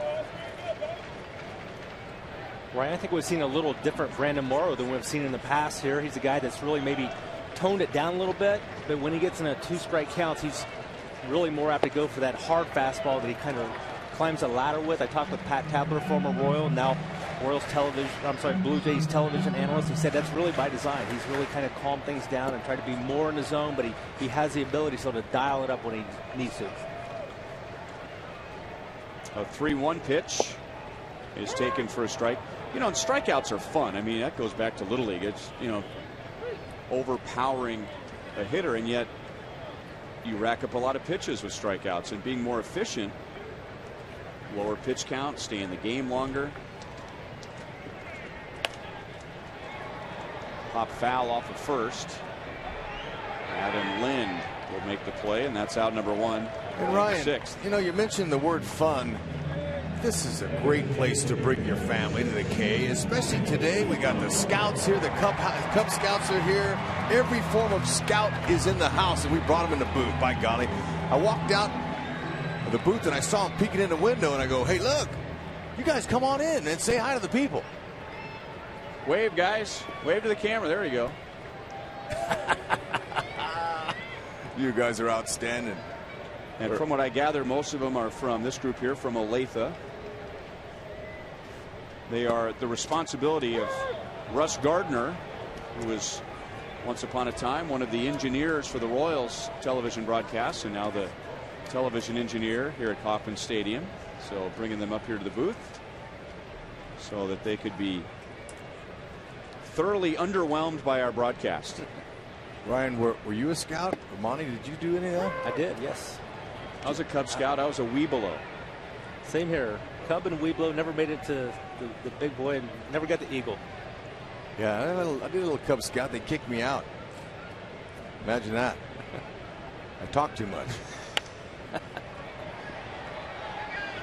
I mean, the campfire stories is, you know, the best part about being a scout. But I guess at some point you got to quit with the stories and let everybody go to bed, right?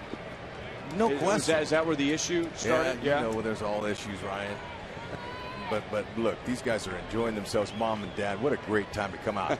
They're only missing one thing: 2 runs to take the lead and get ahead. Because really, you don't want to say anything in April is a must-win. By golly, to finish this road trip on a nice note, sure would be nice if the Royals could get one on this homestand. Well, I think the Blue Jays have decided, and of course their manager got to watch Billy Butler for 3 seasons here in Kansas City. They have decided that Billy will not beat the Blue Jays. They have walked him 6 times. And now 2 balls and 2 strikes. And Morrow here, after getting ahead 0-2, still being very cautious with Billy Butler. Morrow's doing a good job of holding the Royals down to only 3 hits. Mixing them. He's getting stronger as the game goes along. His changeup's been a pitch he's been using a little more of. Jammed him, broke his bat, and it will drop into right field for a hit. And that's Billy's first hit of the series, although he is just 1 for 5 because they're not pitching to him. Okay, jam shot. He's so strong, he's going to get it over the infielder's head, and that bat, it died a hero.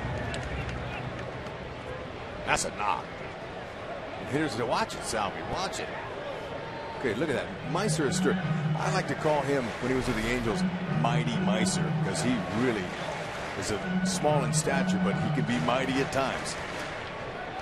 But speaking of mighty, they need a few big hits, and they've got some guys that have the potential to do it, but they got to get a pitch they can handle. Morrow had retired 8 in a row before that base hit. And now deals with Salvador Perez, who is 0 for 2, and he drills it to left and right at Melky Cabrera, who didn't read it perfectly, but he still makes the catch for the second out. Just too much of the backside of the ball. If you can just get a little back underside, get some backspin on a day like with the winds blowing, that gives him the lead right there. So some hard luck. Melky, good athlete, was able to make that adjustment at the last minute, showing some hops.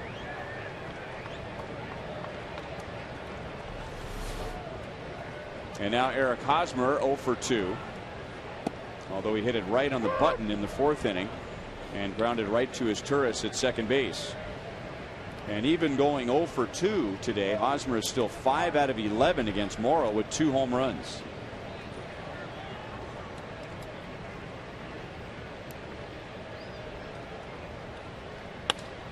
Change up, and he goes the other way.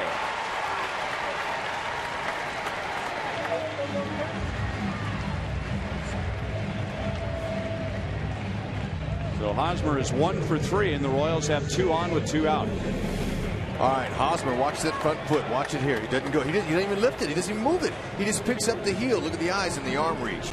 Yeah, that's a really nice stroke out there. But it's that front foot that's made a difference in Hosmer so far this year. For some reason, they've really got him to trust in his hands and not lunge to the ball. Jack Maloof and Andre David have their hands full here, working these guys. Doing a great job of making little adjustments here and there that you have to do in this game. Lorenzo Cain with Butler at second, Hosmer at first, and a fastball over the outside for strike 1. That's the guy that Ryan had a chance to watch a number of years in Minnesota. Paul Molitor was really good at that. He really never even had that stride forward. Just trusted his ability, trusted his hands, and was a great hitter. Hall of Famer. He didn't hardly move anything when he was at the plate.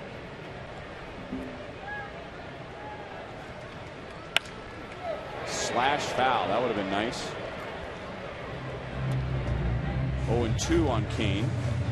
And now they're working in the Blue Jays bullpen. Brett Cecil, who appeared in the game last night.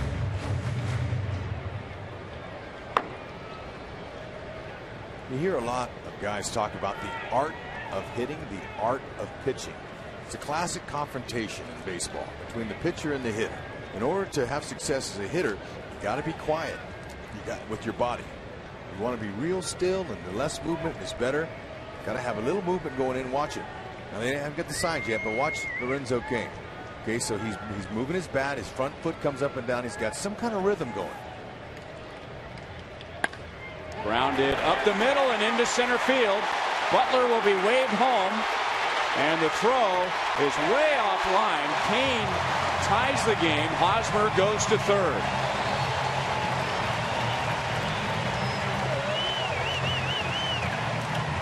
Billy Butler, he was blazing a trail around third base. If the throw was accurate, it would have been close at home, but Cain, with good, loosened, and relaxed hands, just tried to put it in play. Right up the middle, biggest hole on a diamond. With that stroke, moves Hosmer all the way around to third. Look at Eddie Rodriguez saying, come on, Billy. And good smart hitting for Cain today against Morrow. He has 2 hits. His first hit came with the count 1-2, and that hit, the count was 0-2. Boy, if Elliott Johnson could slap one to the left side right here. Well, now Bautista is going to move up, but Bautista's in position to take away the bunt, but that's about it. I mean, he is just breathing in Johnson's face. He's so far in on the left side. And that's after he just took about 2 or 3 steps back. Yeah, and you know, but this angle here shows Kawasaki, the shortstop, backing up the pitcher on the throw back from the catcher. That's really smart. Heads up play with a runner at third base. Middle infielders want to always do that on the throw back from the catcher because you could score a run easy with a missed ball. 1-1 on Elliott. He was flied out and grounded out. 0 for 2. Okay, Billy Butler, he does a lot of work in between his at-bats. He's a designated hitter and he stays loose. Now, if Eddie Rodriguez was a jockey, he would jump on Billy's back and whip him down the stretch there, because look at that. I mean, Billy was moving.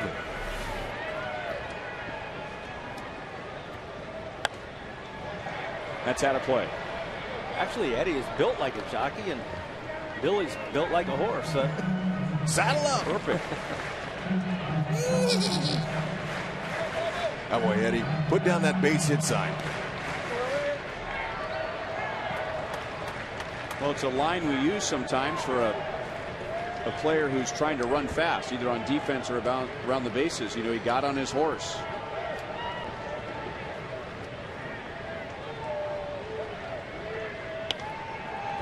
Popped up. And because Bautista was so shallow, Kawasaki has to go get it. And that ends the inning. Royals get a clutch hit from Lorenzo Cain. Down in the count 0-2. He drives in Billy Butler to tie the game. Come on, Billy, get the piano off. Let's go.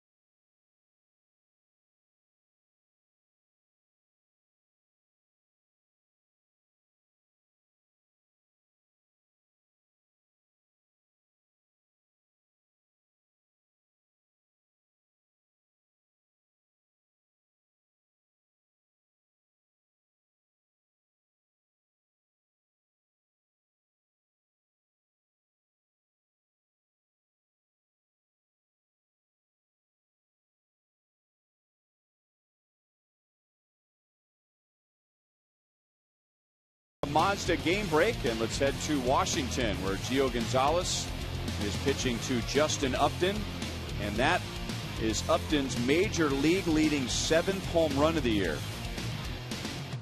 Boy, that's how you go opposite field against a left-handed curveball. It is 9-0. Atlanta leading Washington in the 8th inning. Dyson back in center field. He makes the play on Davis, who is 1 for 3, 1 down in the 7th. So the Braves are on their way to improving their record to 11-1, and that's the next team the Royals will be facing. After an off day tomorrow, the Royals will be in Atlanta on Tuesday. The Royals will face the Braves, the Red Sox, and the Tigers on the upcoming road trip. In our Sprint Unlimited Questions feature for today, we ask you, who is going to be the Royals' most difficult opponent? The Braves have the record. The Red Sox are improved, and of course they have the atmosphere at Fenway Park. And then of course the Tigers, who just about everybody has picked to win the division, and they got to the World Series last year, and they've added Torrey Hunter. Text 432-432, and then A, B, or C. What do you think, Monty? A lot of it depends on the pitching matchups, but I think that Boston series is going to be a very interesting series for the Royals. Well, you can lose more ground in Detroit. So You hope they play good ball all the time. With pitching and defense, they're going to have to hit some home run balls. We talked about that. That's a must. They're going to have to start finding a way to get some balls out of the yard. Take a little stress off that pitching staff. No doubt the Royal stretch of schedule, starting with these Blue Jays and going through the road trip, going to be a big test for them. 1-2 from Santana to Kawasaki. Irvin has thrown just 85 pitches, and he is working very quickly, which, whether he means it or not, it always comes off as a sign that this guy feels good about his stuff and he can't wait to make the next pitch.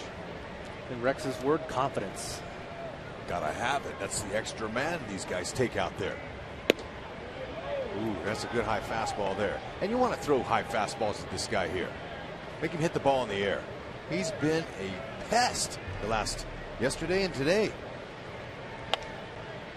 Slashing and dashing, getting balls. He's milking the pitch count.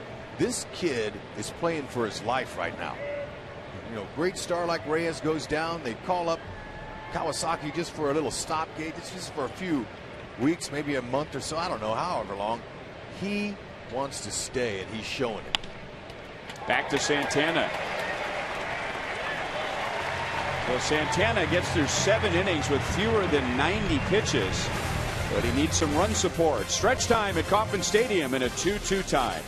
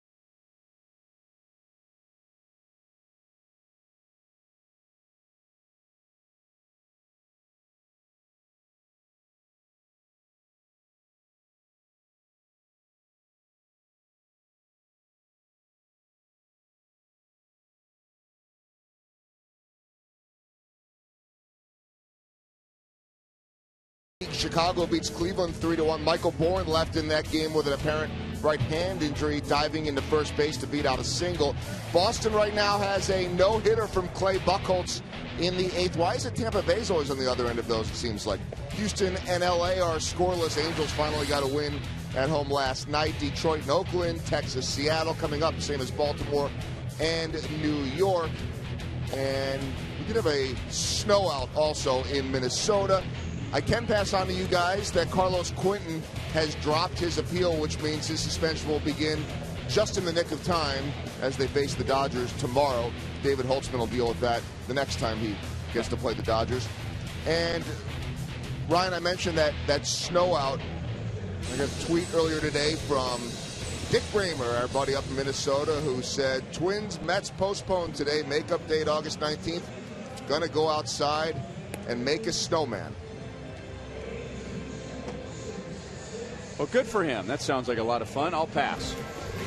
Here's our AT&T Uverse reverse replay, and Edwin Encarnacion giving the Blue Jays a 2-1 lead with his home run in the top of the 6th, but the Royals came back in the bottom of the 6th. Butler and Hosmer singled, and with Lorenzo Cain down in the count 0-2, his base hit scored Billy, and that's where we are now, a 2-2 tie as the Blue Jays make a Chevy call to the bullpen and bring in left-hander Brett Cecil with Dyson, Getz, and Gordon coming up. 3 left-hand batters. And Gerard takes a breaking ball for a strike. And that's something that Dyson is going to have to get used to as a reputation as a bunter. He's not going to get a lot of first pitch fastballs, more breaking balls and off speed, which aren't bad to bunt when it's a sacrifice bunt, but not really what you're looking for when you're bunting for a base hit. And there's a shot under the glove of Kawasaki and into center field. So Dyson has 2 hits, and that's the second time today it has been a leadoff base hit.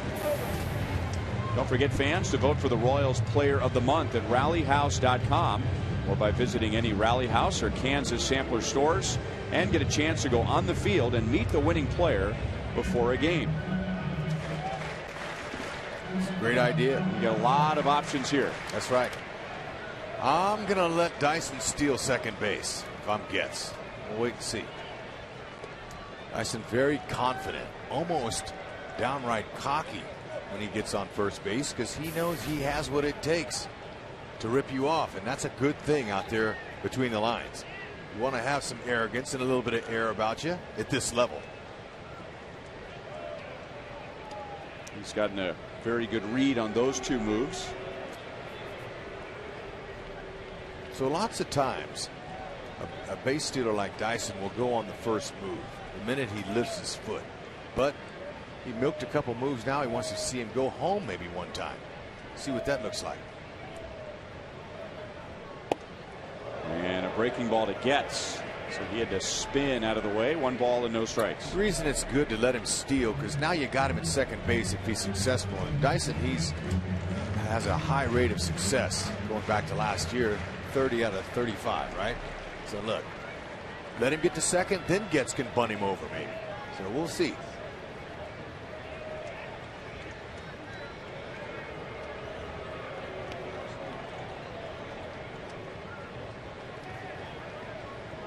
Cecil appeared last night, faced 1 batter. Got Mike Moustakas for the final out of the 8th.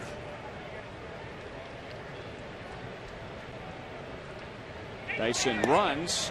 The pitch is high. The throw is not in time. Kawasaki tried to get him on the foot, but Dyson's hand arrived on the bag before that. Okay, that's what you're talking about. But Chris Getz can help Dyson, and he does that by laying the bat in front of the catcher's eyes. As we see it, looks like he slipped coming out of the block box just a little bit, but not enough as he got his hand in before the tag. Now watch him. That's eye level where that bat is. So you put it at the catcher's eye level, and it distracts the catcher a little bit. You pull it back. So that's how Getz can help him. So now the infielders are going to pinch Dyson, which opens up some lanes for Getzy to hit it through. And 2-0 here, finding the fastball. As the outfield's very shallow, they don't respect Getzy's pop. And it's 3 balls and no strikes.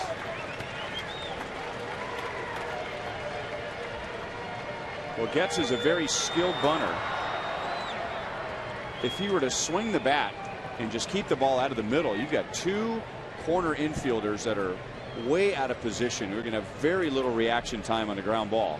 He's taken here. And he looks at the strike. Now we'll see what he does with the count 3-1.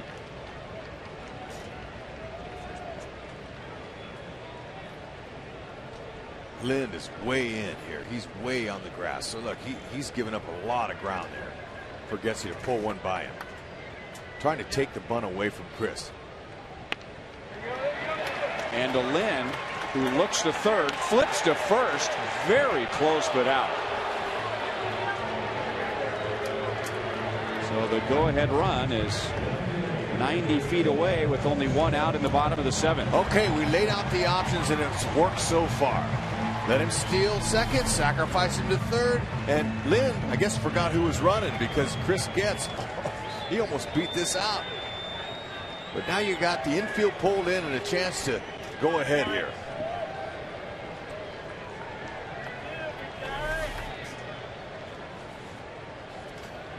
And now the infield is in for the Blue Jays, hoping for a ground ball.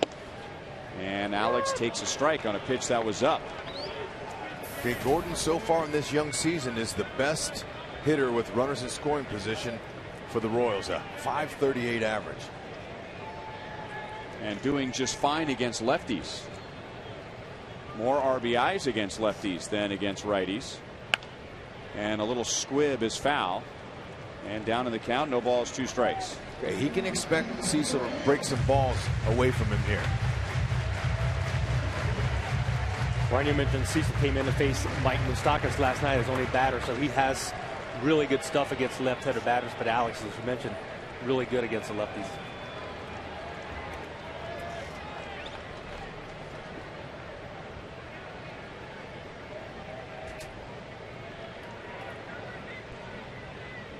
And he got him looking at a fastball. So he was thinking about that curve, I'm sure. And the Blue Jays were able to sneak one by him. 2 down. Yes, unfortunately, this isn't the time of the game to be guessing. You got to be looking to protect and get that run home. You can't leave him stranded. Now Gibby's going to go back to the pin, especially with 1 out already. Cecil really did the same thing last night with Moustakas. He's got to head him with the breaking ball, then he froze him with the fastball in the strike zone.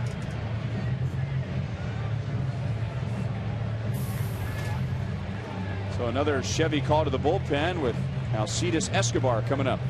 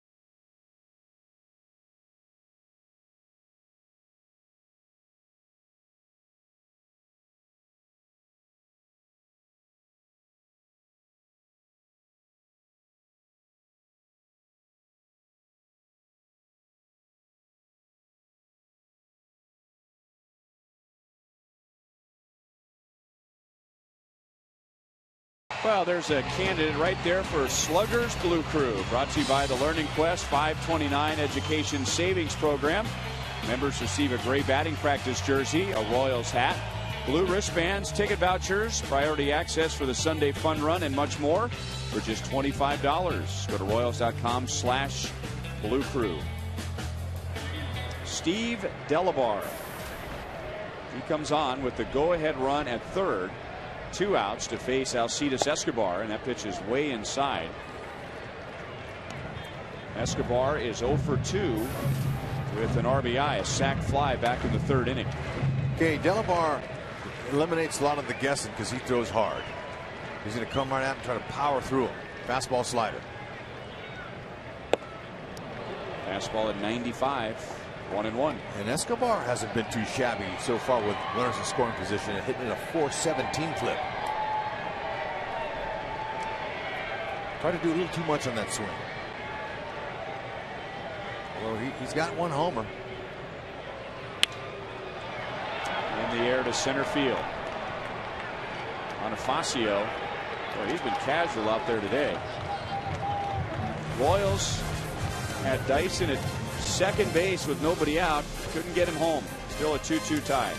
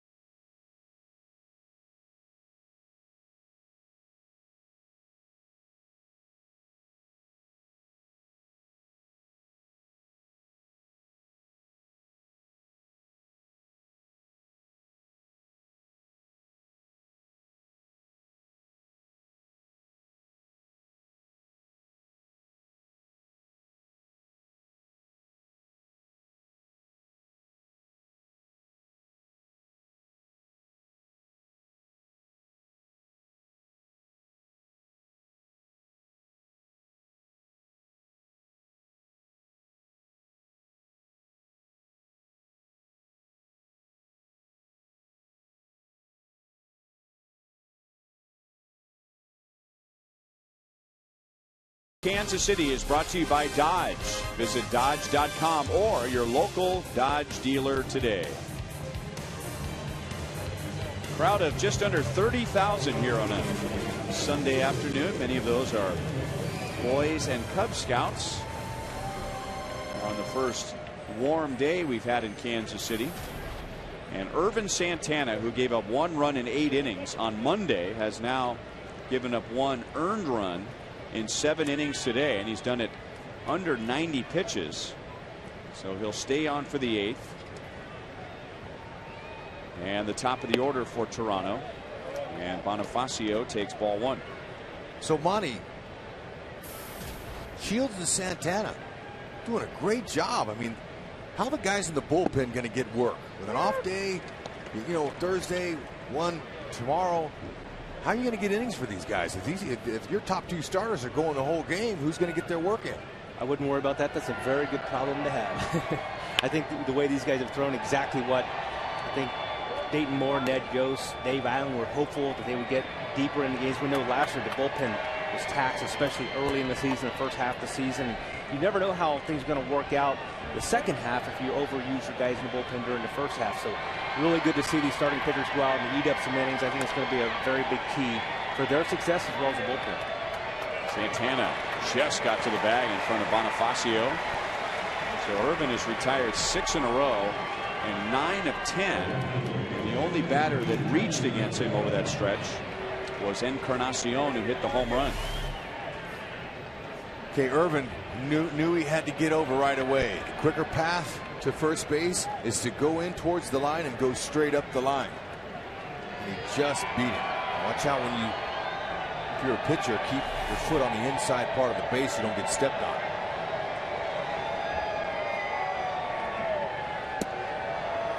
Slider is inside. Ball 1 to Melky Cabrera. Okay, here's Irvin. Now you got to watch out, catch that ball first, and then look at that. His ankle almost turned.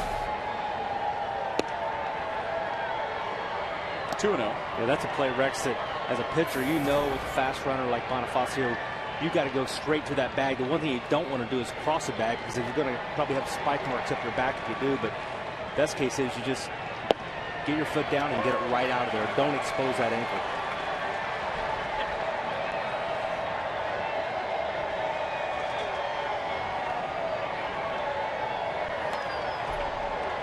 Two and 2 on Melky Cabrera, who is 2 out of 11 in the series with 2 runs scored.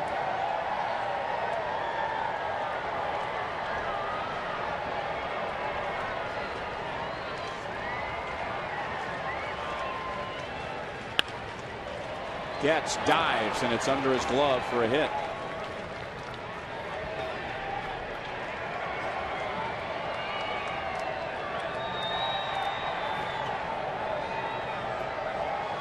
And Melky happy to see Eric Hosmer. Gives him a nice hug over at first base. 60% texting in today. Think the Braves will be the toughest spot on the upcoming road trip. Braves are on their way to an 11-1 start.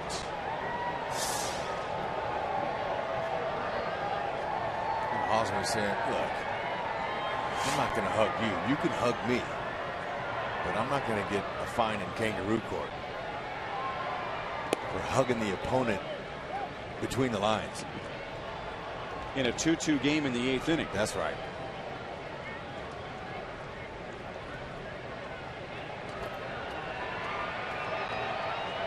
Jose Bautista has already grounded into a double play today, and he has another ground out. Very high to shallow center field. There Dyson makes the play. 2 down. Whew, you hope you don't have to face that bat again in this situation.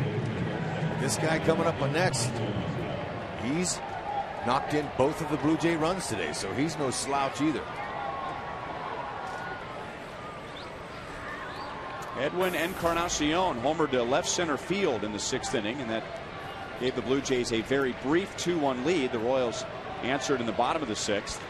It was Encarnacion's second home run of the year, and he had been 0 for 11 before the home run. And Irvin Santana has now given up a home run in 11 straight starts to the Blue Jays. That is the longest current streak, tied with Dan Herron, who's now pitching for Washington. He had 11 straight against the Tampa Bay Rays. Joel and I were talking about that chart today in a pregame show, and we said we'll give him a quote of 1, but it's got to be a solo, and so far he's held true. Well, and you got to factor in too. I mean, you got a strike thrower in Santana who gives up home runs, and most of the home runs he gives up doesn't hurt him. And then you got a team like Toronto who hits a lot of home runs. So it's an impressive streak, but not something to read too much into. Hold into the left field corner, hooking and foul, and he almost hit another one.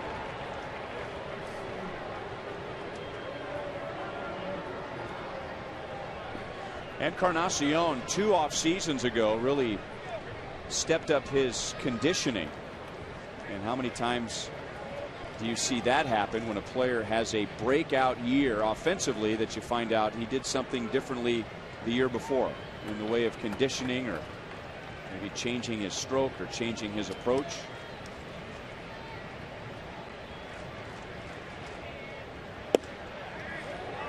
Busted him inside.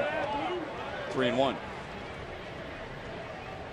21 home runs, 17 home runs, 42 home runs. And look at the RBIs: 51, 55, 110. And that's a lot of that's he knows he's the guy now. Confidence, and that ball 4. Third walk given up by Santana. Okay, that's got Kelvin Herrera loosening in that pin. There's 2 outs, and I believe he's going to try to let Irvin get through this one. Really tough situation for a manager. You know you got a guy out there fresh, ready to go, but Irvin Santana's battled so hard today. You want to give him a chance to get through this inning and possibly get him a win. I like this raising of the bar too. I mean, these guys are going 6 innings easy, and now 7, 8, 9 innings.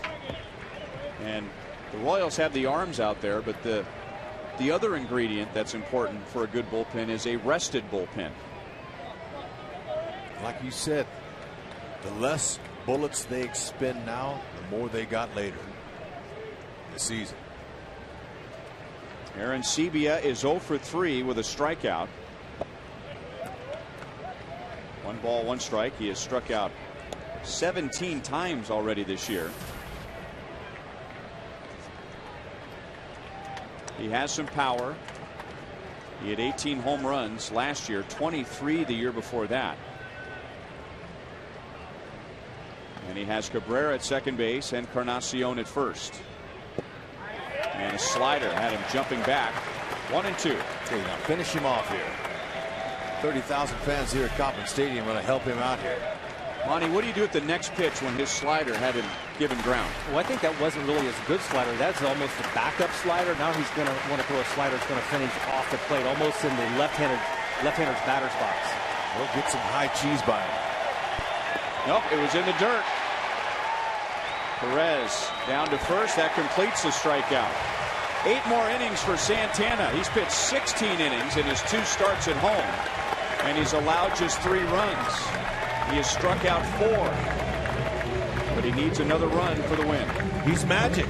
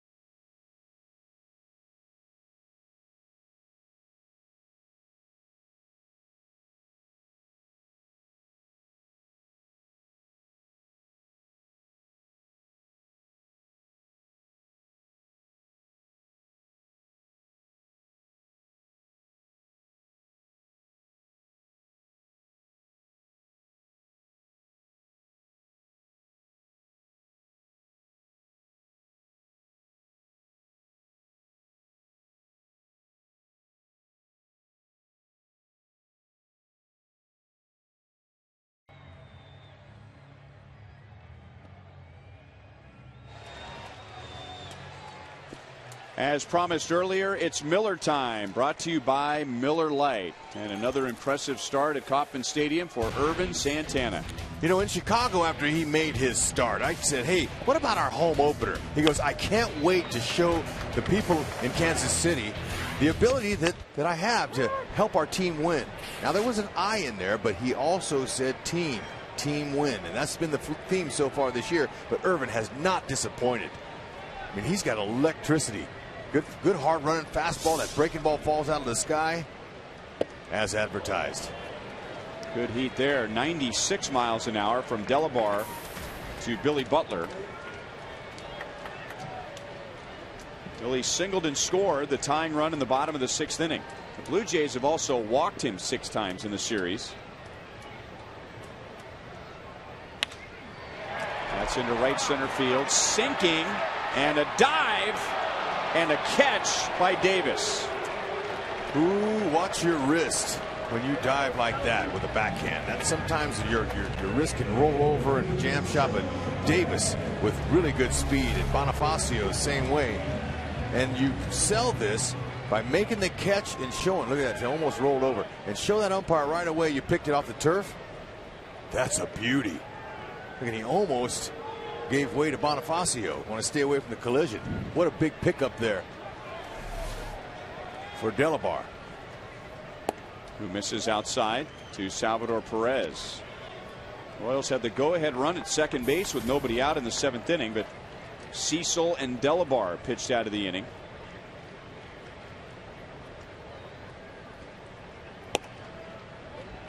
Two and 0.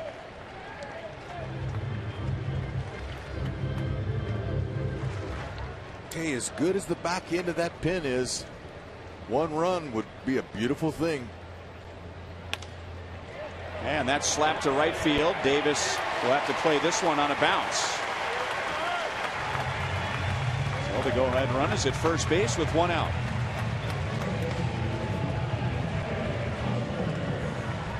The MLB.com at-bat app is the only source for live baseball everywhere you go.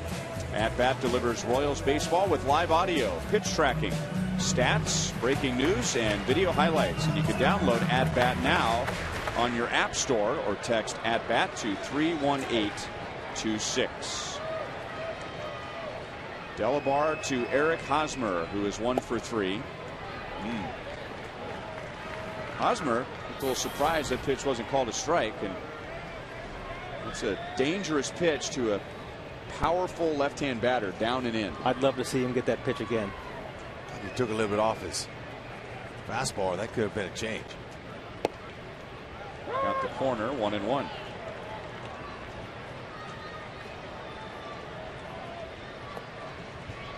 Brandon Morrow went 6, gave up the 2 runs. Brett Cecil got 2 outs in the 7th. Delabar got the 3rd out and stays in the 8th. 1-2. Okay, good rip there. Just a tad tardy on it.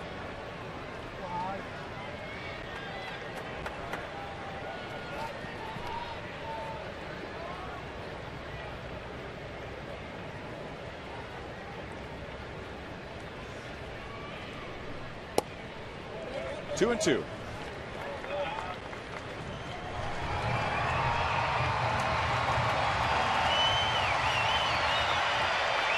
There has only been 1 home run today, and now the wind is starting to die down as the cold front has arrived. It's one of those days, and Monty, you played in many here. Hud, you played here in Kansas City. Kind of reminded me of one of those early summer games when that wind is just blasting out to left field, and this very easily could have been a 12-10 game. Well, that's what we were, I think, maybe expecting. Of course, both pitchers took care of that, kept the ball down, mixed things up nicely, and a lot of good breaking balls. Just missed. 3-2. Good spot. And you have to credit the pitching. I mean, it has been a very well-pitched game. Ervin Santana's gone 8. He's given up 2 runs. The Blue Jays came into this series with the highest ERA in the league, and they have pitched very well. Happ, after a slow start on Friday. Dickey last night. Morrow today, and now a walk. And that moves the tying run into scoring position. or the go-ahead run into scoring position, and an additional run at first. And before Lorenzo Cain comes to the plate, Pete Walker, the Blue Jays pitching coach, is going to go out and have a visit with Delabar. Well, that was a nice plate appearance by Hosmer. He was patient. He was selective. He took a couple of rips, so he got some swings in. Now John Gibbons is a little bit uneasy over there as Lorenzo Cain has been on the ball in this series with short, quick, compact strokes. And again, it'll be up to Salvador Perez, the second base runner, that go-ahead run. Make sure he gets a pretty good secondary lead so he can score on a ball that's hit out to the outfield. Bonifacio, the center fielder, he has a pretty good throwing arm for a center fielder. Rajay Davis is an average thrower. Melky's got a good arm in left. So there's your look. Pretty much straight up for Cain. Last time up, he came through with a nice short, compact swing on an outside fastball. He hits that fastball really well. This should be a good confrontation here. Ooh. He was right on that pitch, 0-1. Watch how he shortens up his swing here on in the sixth inning. That was just a nice piece of hit. He just kind of went with a pitch. And that's really been Jack Malou's philosophy with these guys. Get a good pitch early in the count, you get 2 strikes, protect, use the middle.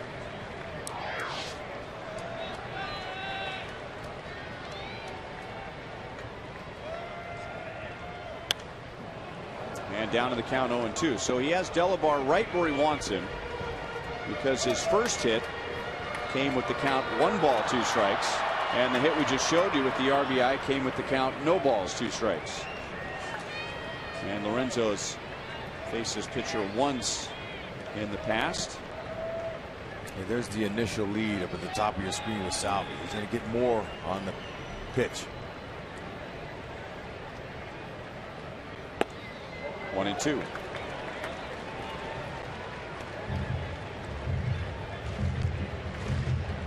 And Eric Hosmer at first base. Now the importance of him over there is to try to get down there and break up 2. Do whatever you can to get a run across the plate here.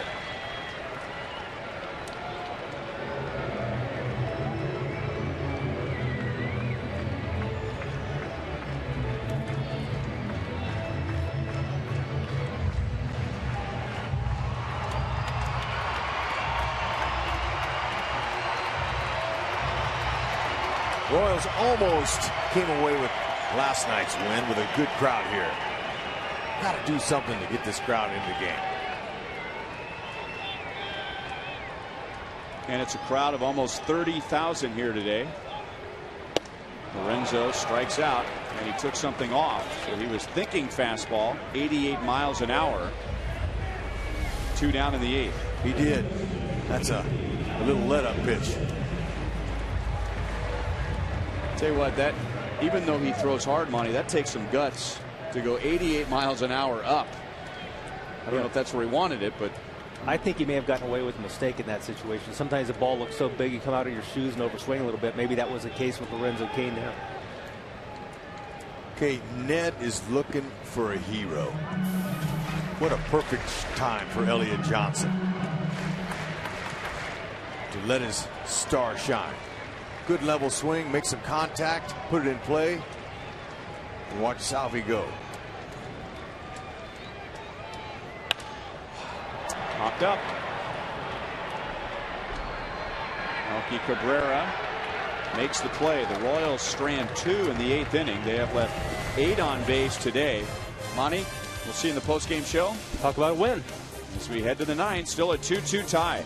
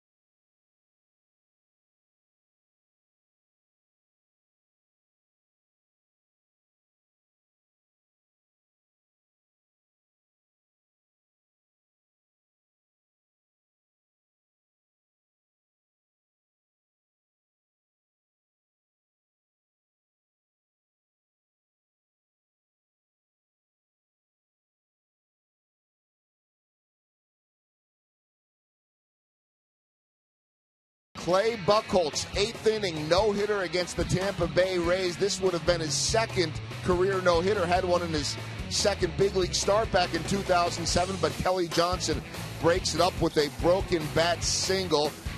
Ends up giving up one more hit. The Rays end up being shut out, but not no-hit. It would have been the 5th time that the Tampa Bay Rays have been shut out since, or been no-hit since 2009. So Clay Buchholz gets the win, no-hitter. After this one, we will be breaking it down on Boulevard Royals Live. Joe Goldberg and Jeff Montgomery will be out at Rivals. We'll hear from Ned Yost, player reaction, and we will take a deeper look at the man they call Magic, Irvin Santana. Guys? All right, thanks, Joel. And I want to say 2 of those no-hitters were perfect games. And that's for a long time, that's a tough team to no-hit because Tampa Bay had good hitters and good speed. And then Brandon Morrow, as Kelvin Herrera throws a strike in relief of Irvin Santana. Brandon Morrow, we were talking about him earlier in the game. He had a no-hitter with 2 outs in the 9th against Tampa Bay. So that was almost 6 no-hitters against Tampa Bay over the last several years. But Evan Longoria broke it up with an infield single. Yeah, I could almost hear a sigh of relief all the way from Boston from Joe Madden. Not having to answer any more than questions about why his team always gets no hit. 98 from Kelvin Herrera. And it's too bad the Royals weren't able to reward Santana with a personal victory as he gives up 2 runs. 1 run was unearned over 8 innings. Popped up on a changeup. Escobar makes the play, and Lind is 1 for 4. Herrera has really nice movement. At 98, that's not a straight 98. It's got a little bit of tailing action to it. You'll see it have a little bit of hair on it. That's what I like to call it. He's got to have some hair on that pitch. The guy that throws hard, now the movement going away, and then when you pull that changeup, that's really the best thing you can do with that changeup, unless it's elevated, is just pop it up like he did. Great combination of changeup, fastball, contrast to speed, and a little breaking ball to keep him honest if he feels like it's necessary. This is Colby Rasmus. He's going to hit for Davis. Rasmus started the first 2 games and was 1 for 6. He had hit in 7 straight games before going 0 for 3 last night with a couple of strikeouts. The Royals have struck Rasmus out 3 times in the series. 1-1. Rajay Davis had a nice game. Got a hit, made a nice play to help the Blue Jays hold off the Royals there. That was a good play.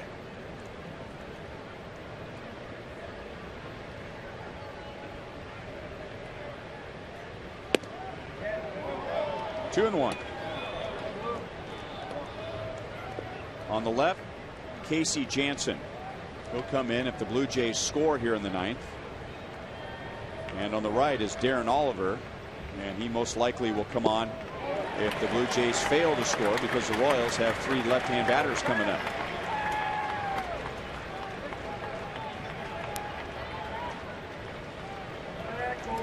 Boy, it's a hard enough job to come off the bench and pinch hit, but when you're facing a guy like Herrera, that really makes it tough.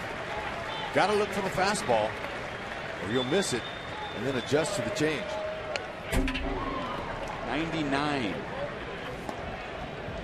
That was a good smooth swing there. He wasn't trying to do too much. When a guy throws that hard, you don't have to swing hard. Swing easy. Let the pitcher's power on that fastball do the work for you.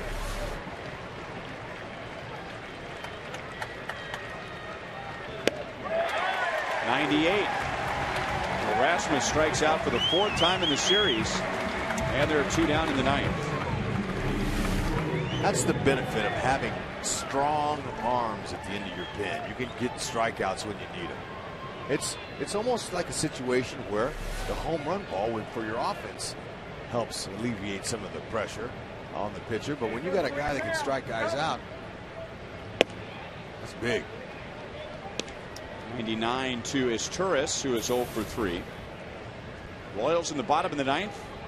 We'll have some speed coming up with Dyson and Getz, And then after that, Alex Gordon.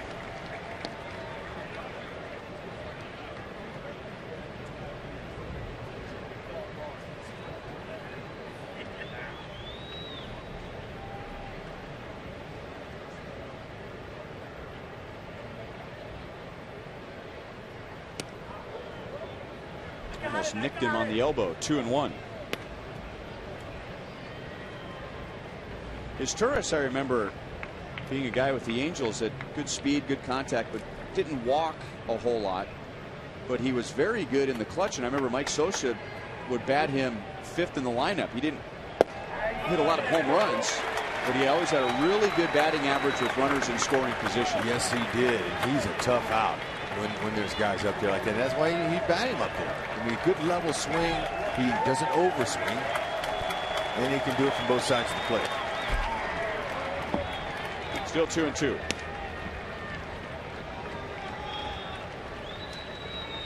He's a nice player to have on your team. He can help out anywhere in the infield.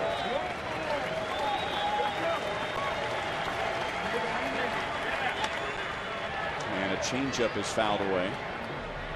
It's only the second time that Herrera has pitched during the homestand. He got the save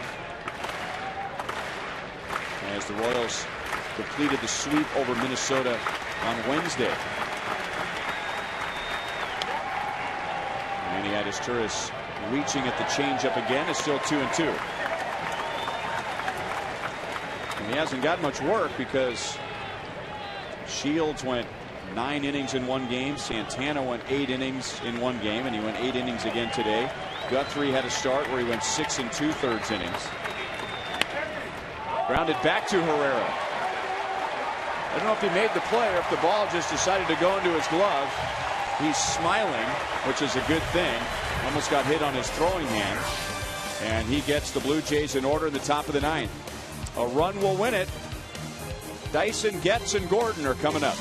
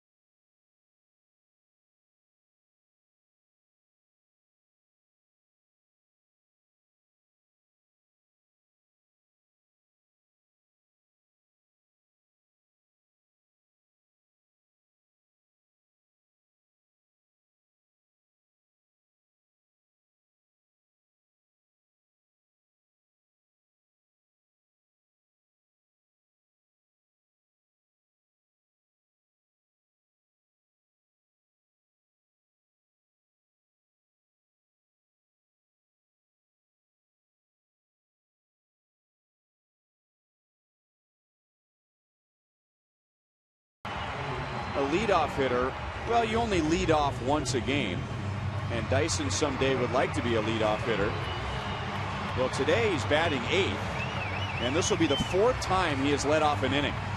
In the 3rd, he led off with a triple and scored, and in the 7th he led off with a single. He'll be facing Darren Oliver, the 42-year-old lefty who pitched well last night, and Oliver in there because Dyson, Getz, and Gordon all hit left-handed. Gerard 2 out of 3. All at bats leading off an inning, and he gets a curveball that rides outside. 1 ball and no strikes. That's pretty much all he'll see as you see Rasmus taking over in center field. Big hooks from Oliver. Another fastball not overpowering. On 90. And Bonifacio, who was in center, he goes over to right as Rasmus hit for Davis in the top of the 9th. Oliver, a smart pitcher, wants to keep the ball up on Dyson. He wants him to hit the ball in the air.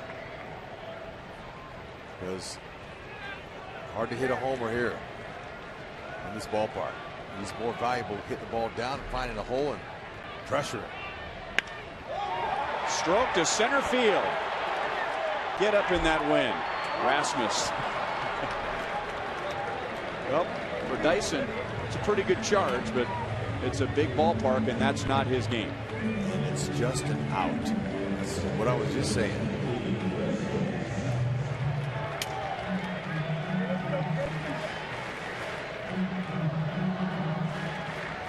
Good try.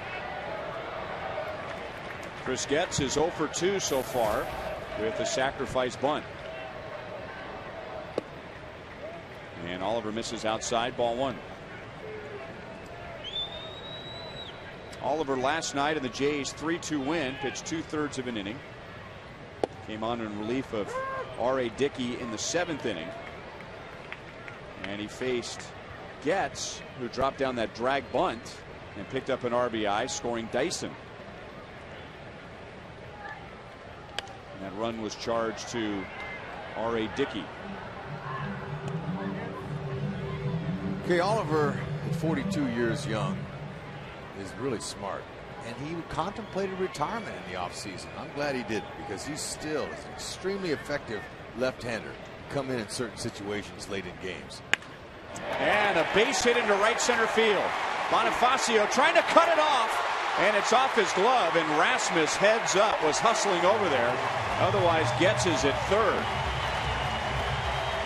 Oh man, that could have been a 3-bagger had Bonifacio not knocked it down. So Getz picked a straight fastball from Oliver, and he jumped on it, ready for it. Short, quick swing in that nice little bent knee position.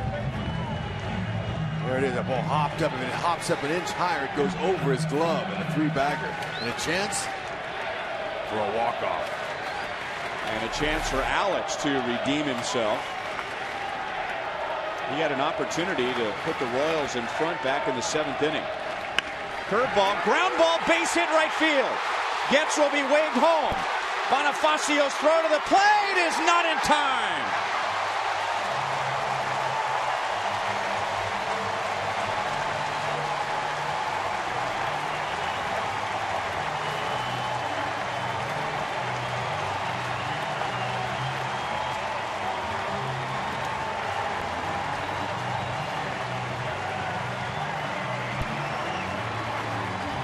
So given a second chance, Alex Gordon comes through with his second hit of the game. And the Royals win their first walk-off of the year, 3-2 over the Blue Jays. Oh, and people can exhale as Gordon doesn't waste any time. Oliver threw him a high fastball. Oliver not on top of his game. And look at Gordon before he even hits first base. He's checking to see on Getzy. He's saying, come on, man, we got to get on board here and finish a winning homestand. As he brings the mail home from second base. That was sweet. In a 2-2 tie in the bottom of the 7th, Gerard Dyson was at third base with 1 out. So Alex, with a well-placed out, could have put the Royals in front. Oh, yeah. But Brett Cecil got him there. But given another chance, Alex gets the Blue Jays and wins the game. So it's a 4-2 homestand for the Royals. Alex and Chris Getz are down on the field with Joel. All right, Brian, thank you very much. And a big key walk-off hit for Alex Gordon. Alex, let's start with you. Didn't waste a whole lot of time there and got the off day coming up. Send them home with a win. Tell me about that at bat. Yeah, it was big to salvage a win out of this series, and Getz did a great job of getting on and getting in scoring position. I was just being aggressive and found a hole. What a difference a year makes. I know that last season the 0-10 start at home. No one wants to think back to that, but how different is this group and the feel here at Kauffman Stadium, Ben? Well, our pitchers were keeping us in the game. I mean, Santana pitched a heck of a game. We didn't swing it that well, but he kept us there and let us do our job at the end. We'll let you head out. Nice job, Alex, and bring in Chris Getz, getting it done with the big double there. It was looking like it might be a triple before it deflected. Take us through that. Yeah, I was just trying to get on base. Got down 2 strikes. Happened to get a knock there. They did a nice job knocking it down just for a double. What about just the resiliency of this team? Because you guys have been down in a lot of games and figured out a way to come back. We've got a great group of guys. We're having a lot of fun on the bench no matter we're down or we're up. So we just keep on battling. How different does it feel having this pitching staff? You got a guy in Shields that goes 9 last night. You got Santana. He's gone 8 in both of his starts this week. It's huge. I mean, to get those innings from those guys, the demeanor they carry out there, it's a lot of fun to watch. You take any shots in the pile there, or they all go to Gordon? Yeah, I mean, I gave him a good jab to the stomach. All right, nice job, and great job on the win today. We'll see you in Atlanta. All right, thanks. Chris Getz. He was just about to get a Gatorade bath, too, from George Kataris. It's a little late getting out here. I tried to do my part, guys. Back up to you. Yeah, you strung that out, Joel. You did your part. There's no shame in your effort. And in Alex Gordon's effort. An 11-game hitting streak with a 2-hit game today, including the game winner in the 9th. Shock the house. Everybody's pumped at the K.